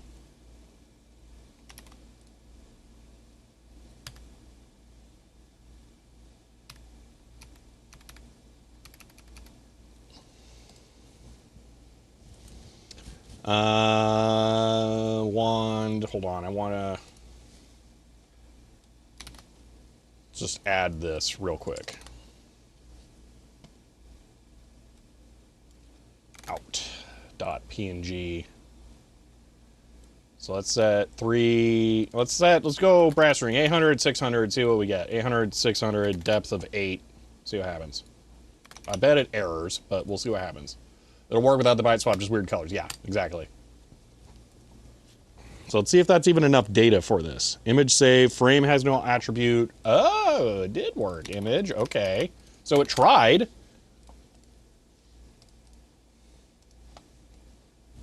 I mean, it did something. Hold on, bin, where's bin? Bin, and then out. Oh my gosh, it actually worked. That's correct. We can do it. Yes! So we just have to byte swap. Okay, so there's going to be a reason to store it here because it's dumb. All right.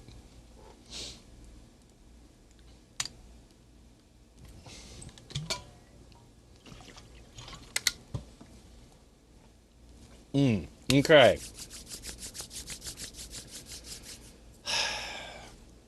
Hold equals none for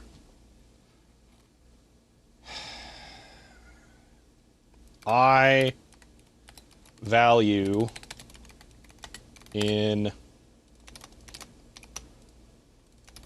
raw YUV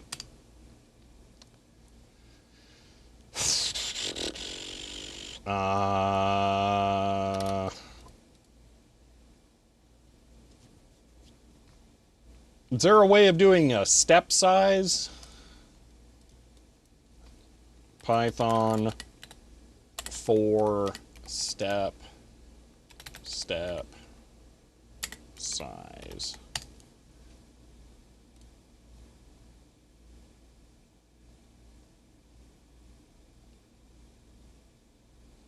Fine. We'll do it this way.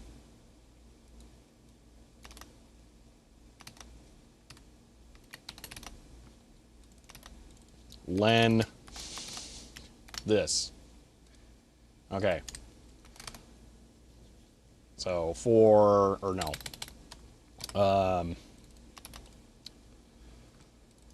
This 0. Hold equals that. Then this equals 1. And then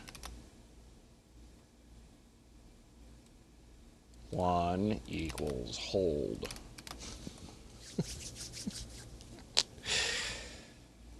What?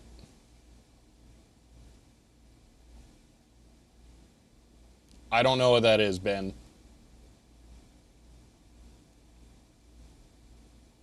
Is that some kind of internal byte swap thing where I could just do it all in one go, or what?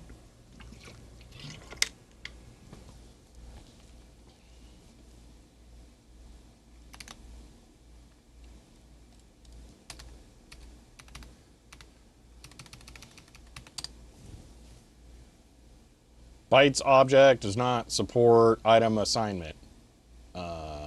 Oh, come on. A byte string is a specific thing. It's not iterable.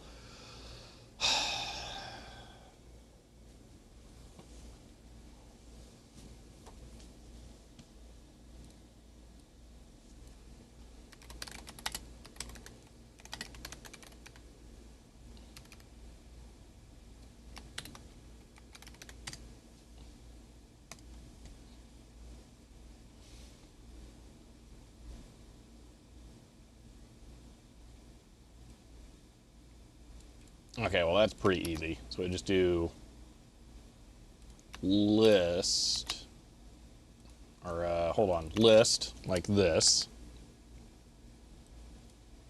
And then after we're done, just this, but bytes. Hey.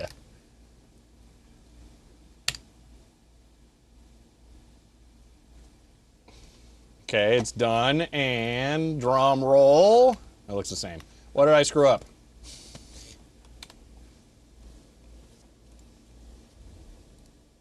Unless it didn't work. Data.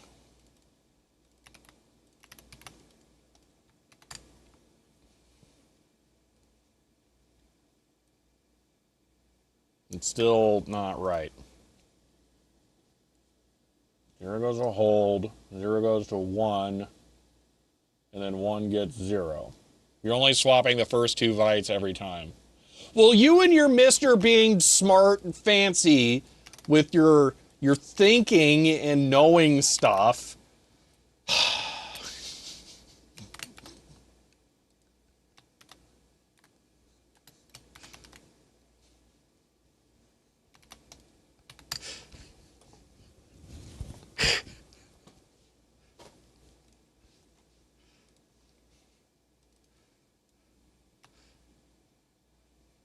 Okay, the color space is wrong, but that looks better.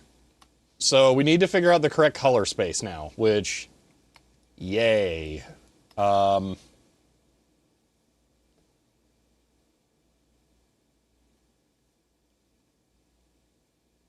it just worked. I don't know what you're saying. I is incrementing here because it's the range and it's stepping by 2. Take a take a breath and think of what you're typing. No, that's working. That's good now. We're good now. Because I is incrementing. That part's fine. Now we need to figure out the color space. So why does it look like a broken DVI cable? My middle line is backwards. Hold on. This? What are you talking about? No, this one. So we've got 0. Okay, first byte. First byte is being held. The first byte's going to the second byte. Hold on, wait a minute. First byte's going to the second byte. And then the second byte should be this.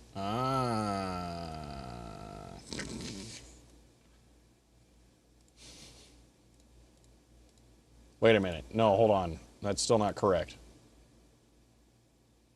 No, wait. This, and then +1. There we go. Okay, let's try this one more time. Boom. Yay. Wow. Crazy. Woo. Okay. F5. And it's still bad. Actually, that looks worse. I liked it more the other way. Can we just have it use B the other way instead?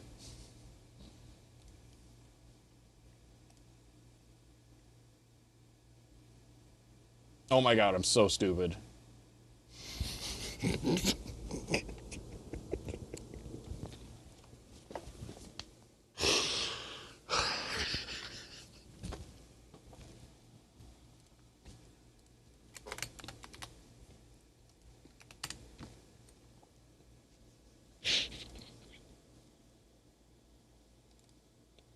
Hey, look, it's perfect now. Wow, crazy.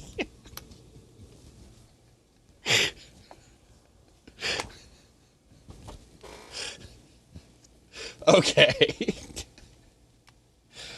Hey, it works. We can do it. Oh my gosh. Ugh.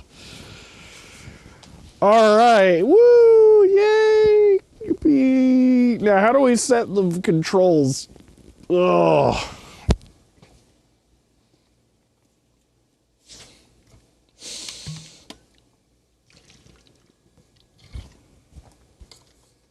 You know, I'm just going to chug this coffee. I bet that's the problem.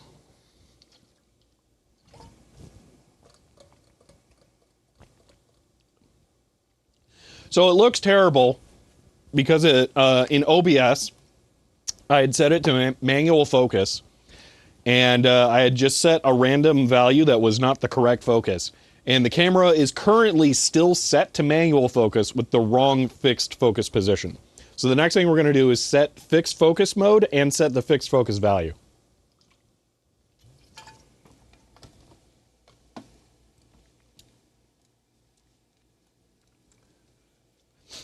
So, back to one of these, cam controls, we're going to set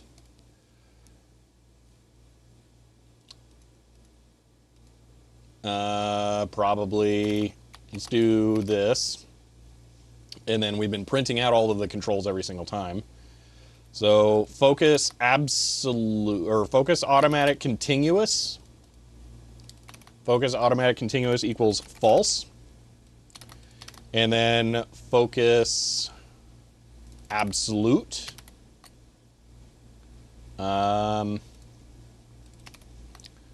We just YOLO values now until it works.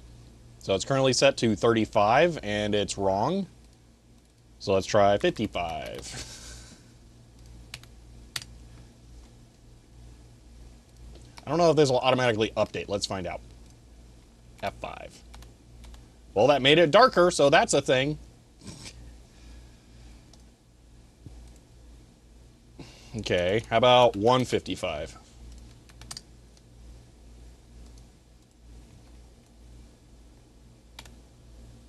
Well, it's really good at making it darker or brighter.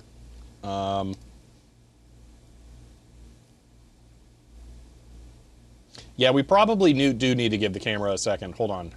Import time sleep 1. We should get rid of this because this sucks, and we should do cam.open right there, and then probably a cam close at the end. We get our data, and then let's just here cam close. I assume we can do that. We'll find out.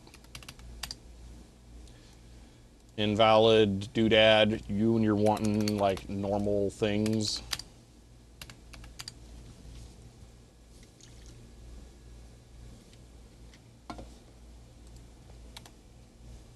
Okay, that's still not like working correctly.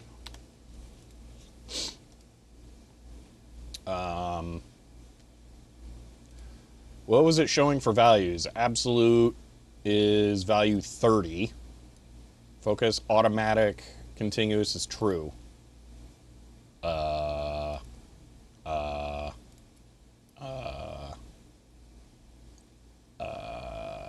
What if we do this and we compare them?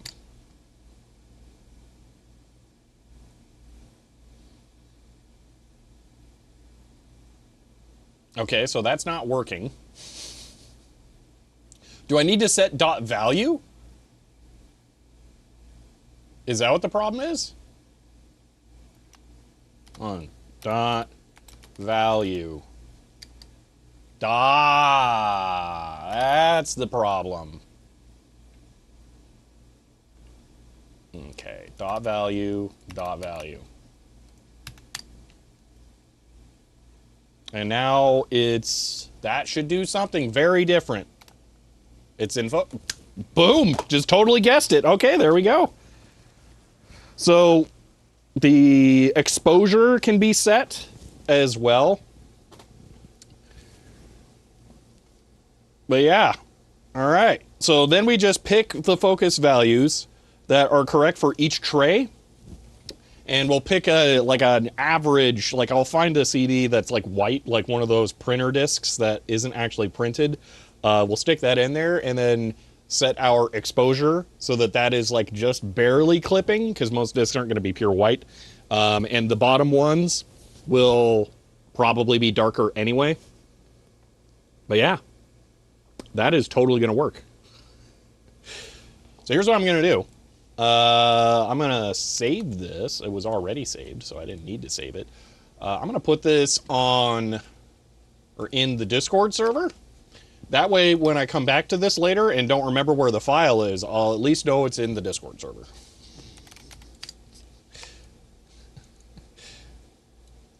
That, and in case anyone else wants to poke at it, they can look at it too. That was a pain in the butt to capture a photo from Python in pure Python. Wow, that sucked.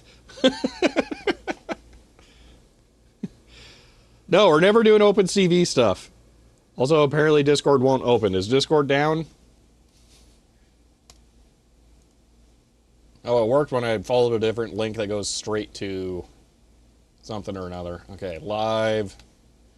And here you go. Enjoy. Now it's in the live channel. Now it should be easy to set a higher resolution. That's not true. We aren't actually doing that call anywhere. So, yay.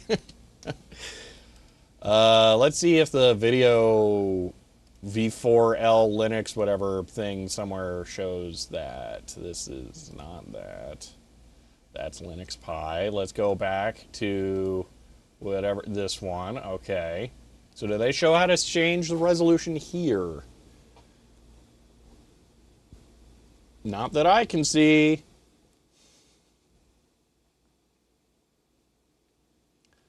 Or examples somewhere, right?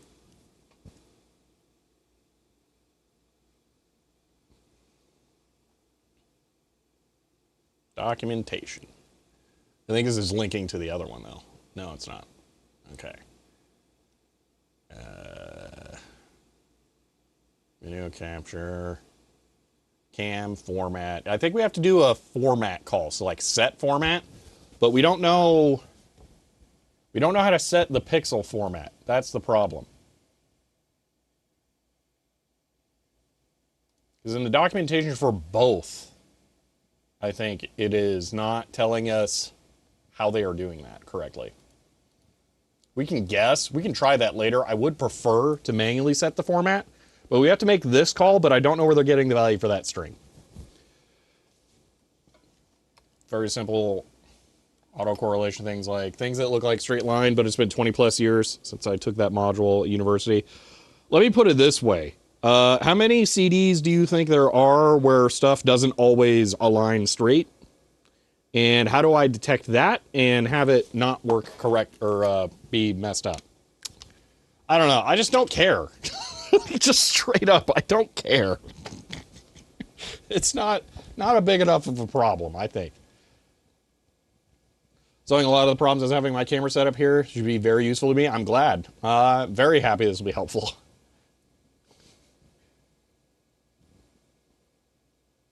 So yeah, step one, drill a hole in your incredibly expensive rare disk duplicator robot. I really don't like that solution, but it works so well. Like, that is such a clean setup, man. I hate how good it is, because I really didn't want to drill a hole in it. But, like, it's hard to argue with how just rock solid that is. I mean, it's just there, and then there's a webcam, and it's pointed at it. I mean, I can't... It literally does not get better than that. I can't conceive of a way to do that. Yeah, Dancing Queen, this was earlier in the stream. I did that because I was going to try and 3D print a thing and hang it off the back of the arm, but you know what? I just decided, screw it. Are you ever going to sell the robot? No. So yes, the value doesn't matter, but it still hurts a little here when I drill into something that costs so much money. So my robot has a printer mount on top you can attach to. I'm envious.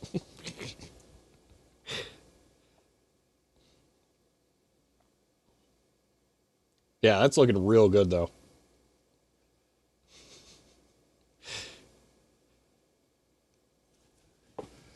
All right, is there anything else that we can try in the limited amount of time that we have? I mean, I would like to figure out how to set the format, but I don't know what we can do with that.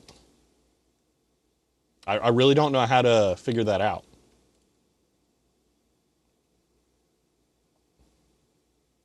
I don't think anything we're getting here makes it obvious.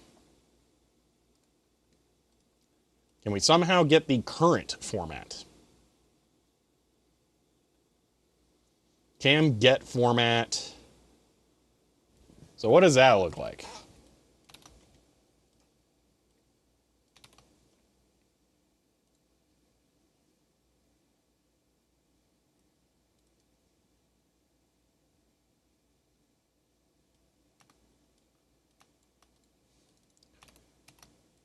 So I just put that down there. I'm going to get rid of the, like, redundant thing. Buffer type is not defined. Well, why don't you just say that?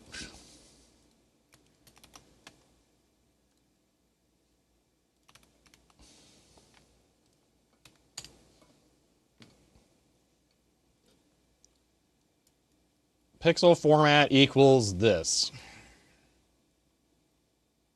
But, like, how do I set that to something? So my options are that type buff type video capture 422 or MJPEG. I got two options. Default is YUVU. But that doesn't allow me. I need this to work so I can set the resolution.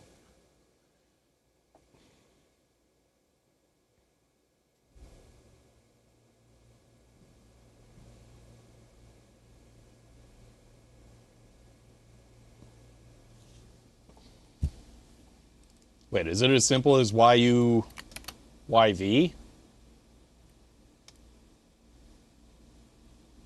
Hold on, that might be it. So they have set. Set doesn't appear anywhere in this, so that's cool. So back over to this set format. If camera has get format, does it have set format?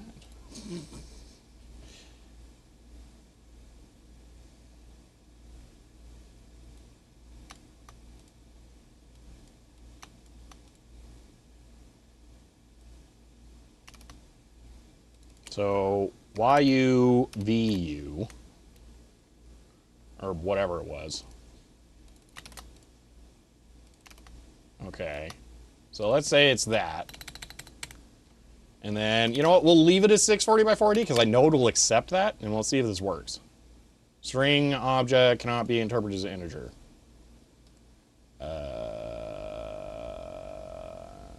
Blah, blah, blah, blah. Height, pix format, self, buffer type, width, height. Fine, I'll just set them all for, you know, directly. Width equal height equal, and then pixel format. I feel like that's not gonna work though. I think it wants like the actual data thing. Maybe I query it and then copy it? Because I feel like this is not gonna work. I think it's gonna crash. Yeah. Missing buffer type. Well, I didn't see a buffer type.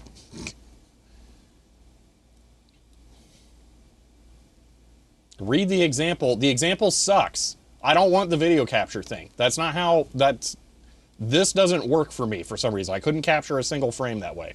We can do it without that, somehow.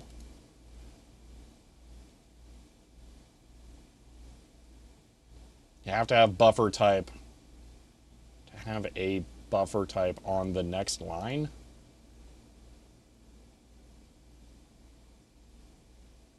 What?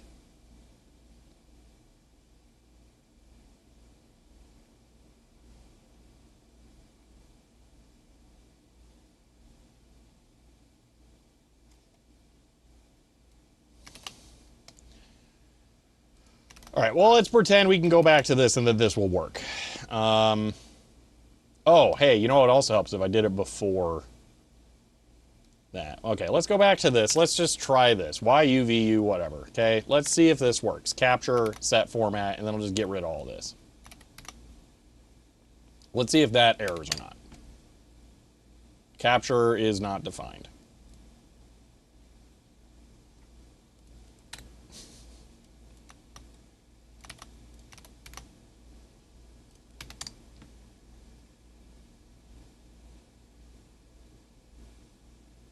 End of file, no such file. Okay, so that actually did... Ooh, wait a minute.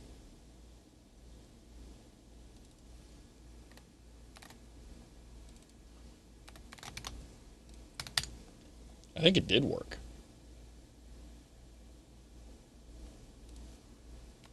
It did work. Ooh, okay, that's dirty. So I can configure the format using this, but then I can still use the direct camera object to get my frame.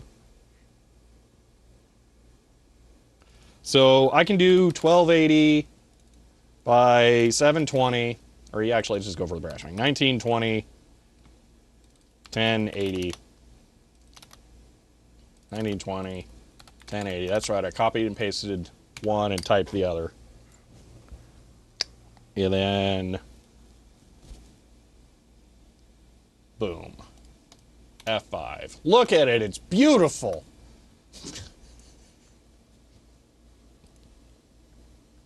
Why was that one so bad?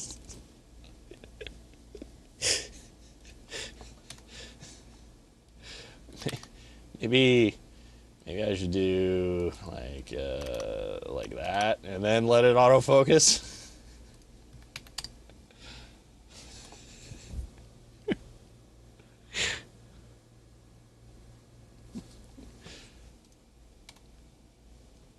Huh?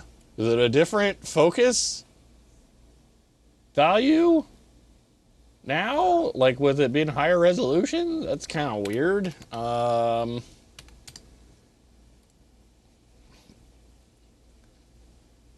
Cam set format? I just did that, and then everyone yelled at me to read the text, and I was like, nah, that's for nerds.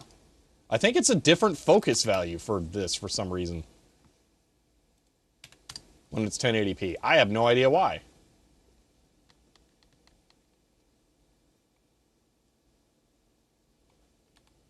There we go. Okay, that'll work.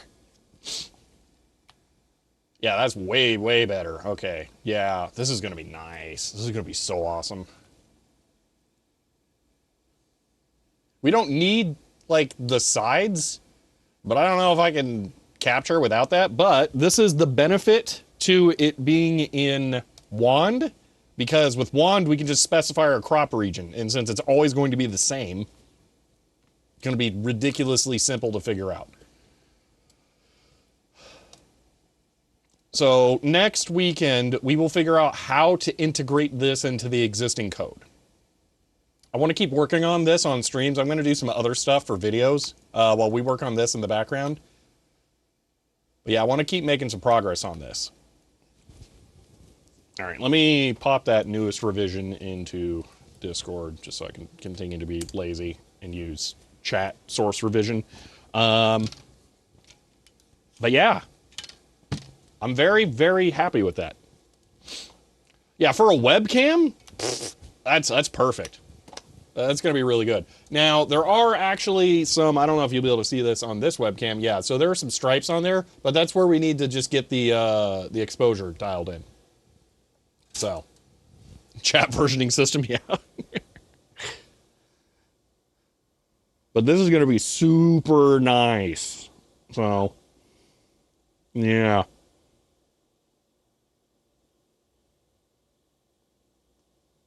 Oh, we can try that. See how far off the focus is on the bottom tray. You can kind of guess based on the screws on the CD tower how far off it's going to be, but we can just run it and find out.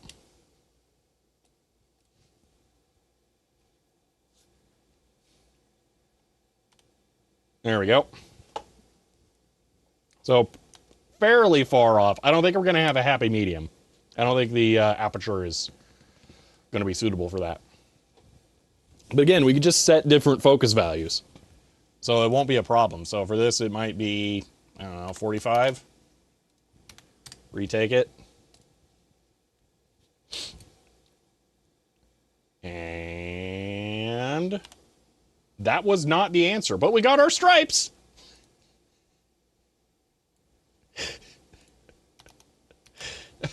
Why? Why was that so weird? Hold on. Now if I go back and if I retake it, is 35 going to be different?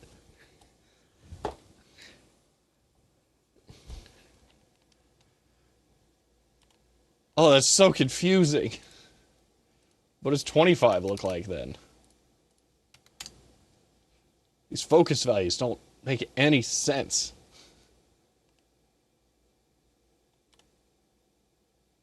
Well, that's closer, so lower number farther, but not really. I don't know. So it's going to be something like 30. So this will probably be in focus now.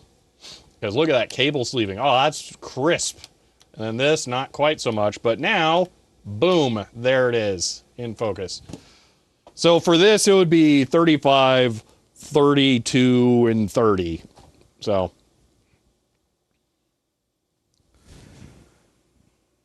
integrating this into the software is going to suck, though. I'm not sure how we're going to do that. It's going to be kind of a nightmare, actually. I'm not looking forward to it. Yeah.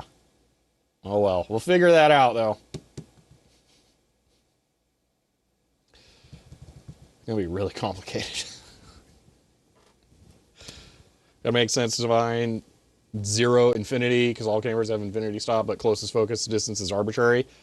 Yeah, but this is very much not infinity. It's almost like it has wrapped back around.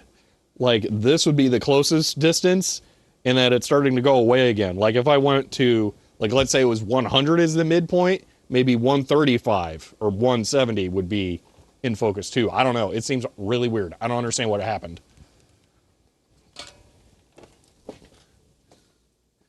Robotics is pretty complex. Well, now the bigger problem is going to be the data handling.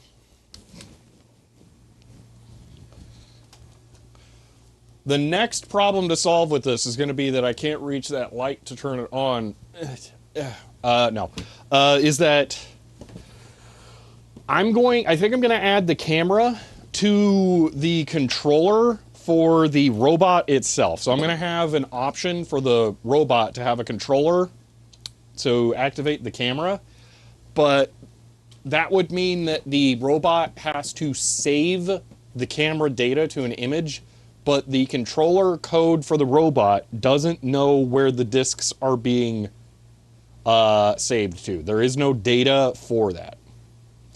So I think what I might do is maybe use temp files in the temp folder and then have like a file name that describes this drive, and when the rip finishes, it will see if there is a photo in the folder, in the temp folder, that matches the controller, and then if it's there, then it'll be like, okay, this is probably from that drive, I'll go ahead and grab it.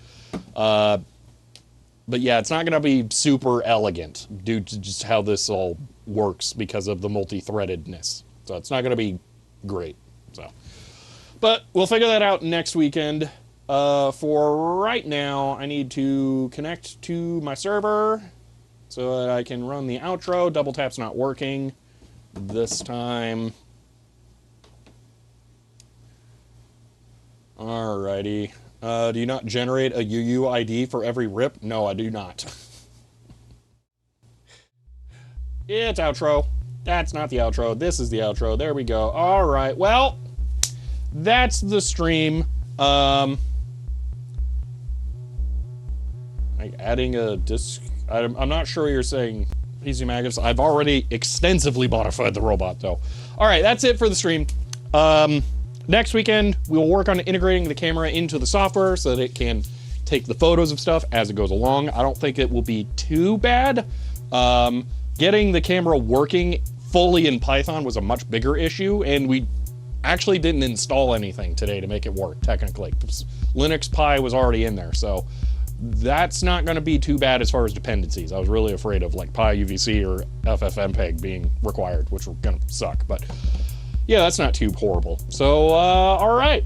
If you enjoyed this stream, you may want to follow to be notified when I go live again. If you want to help support the channel, you can find me on Patreon or get a shirt like this one. But that's it for now, and I will see you next time.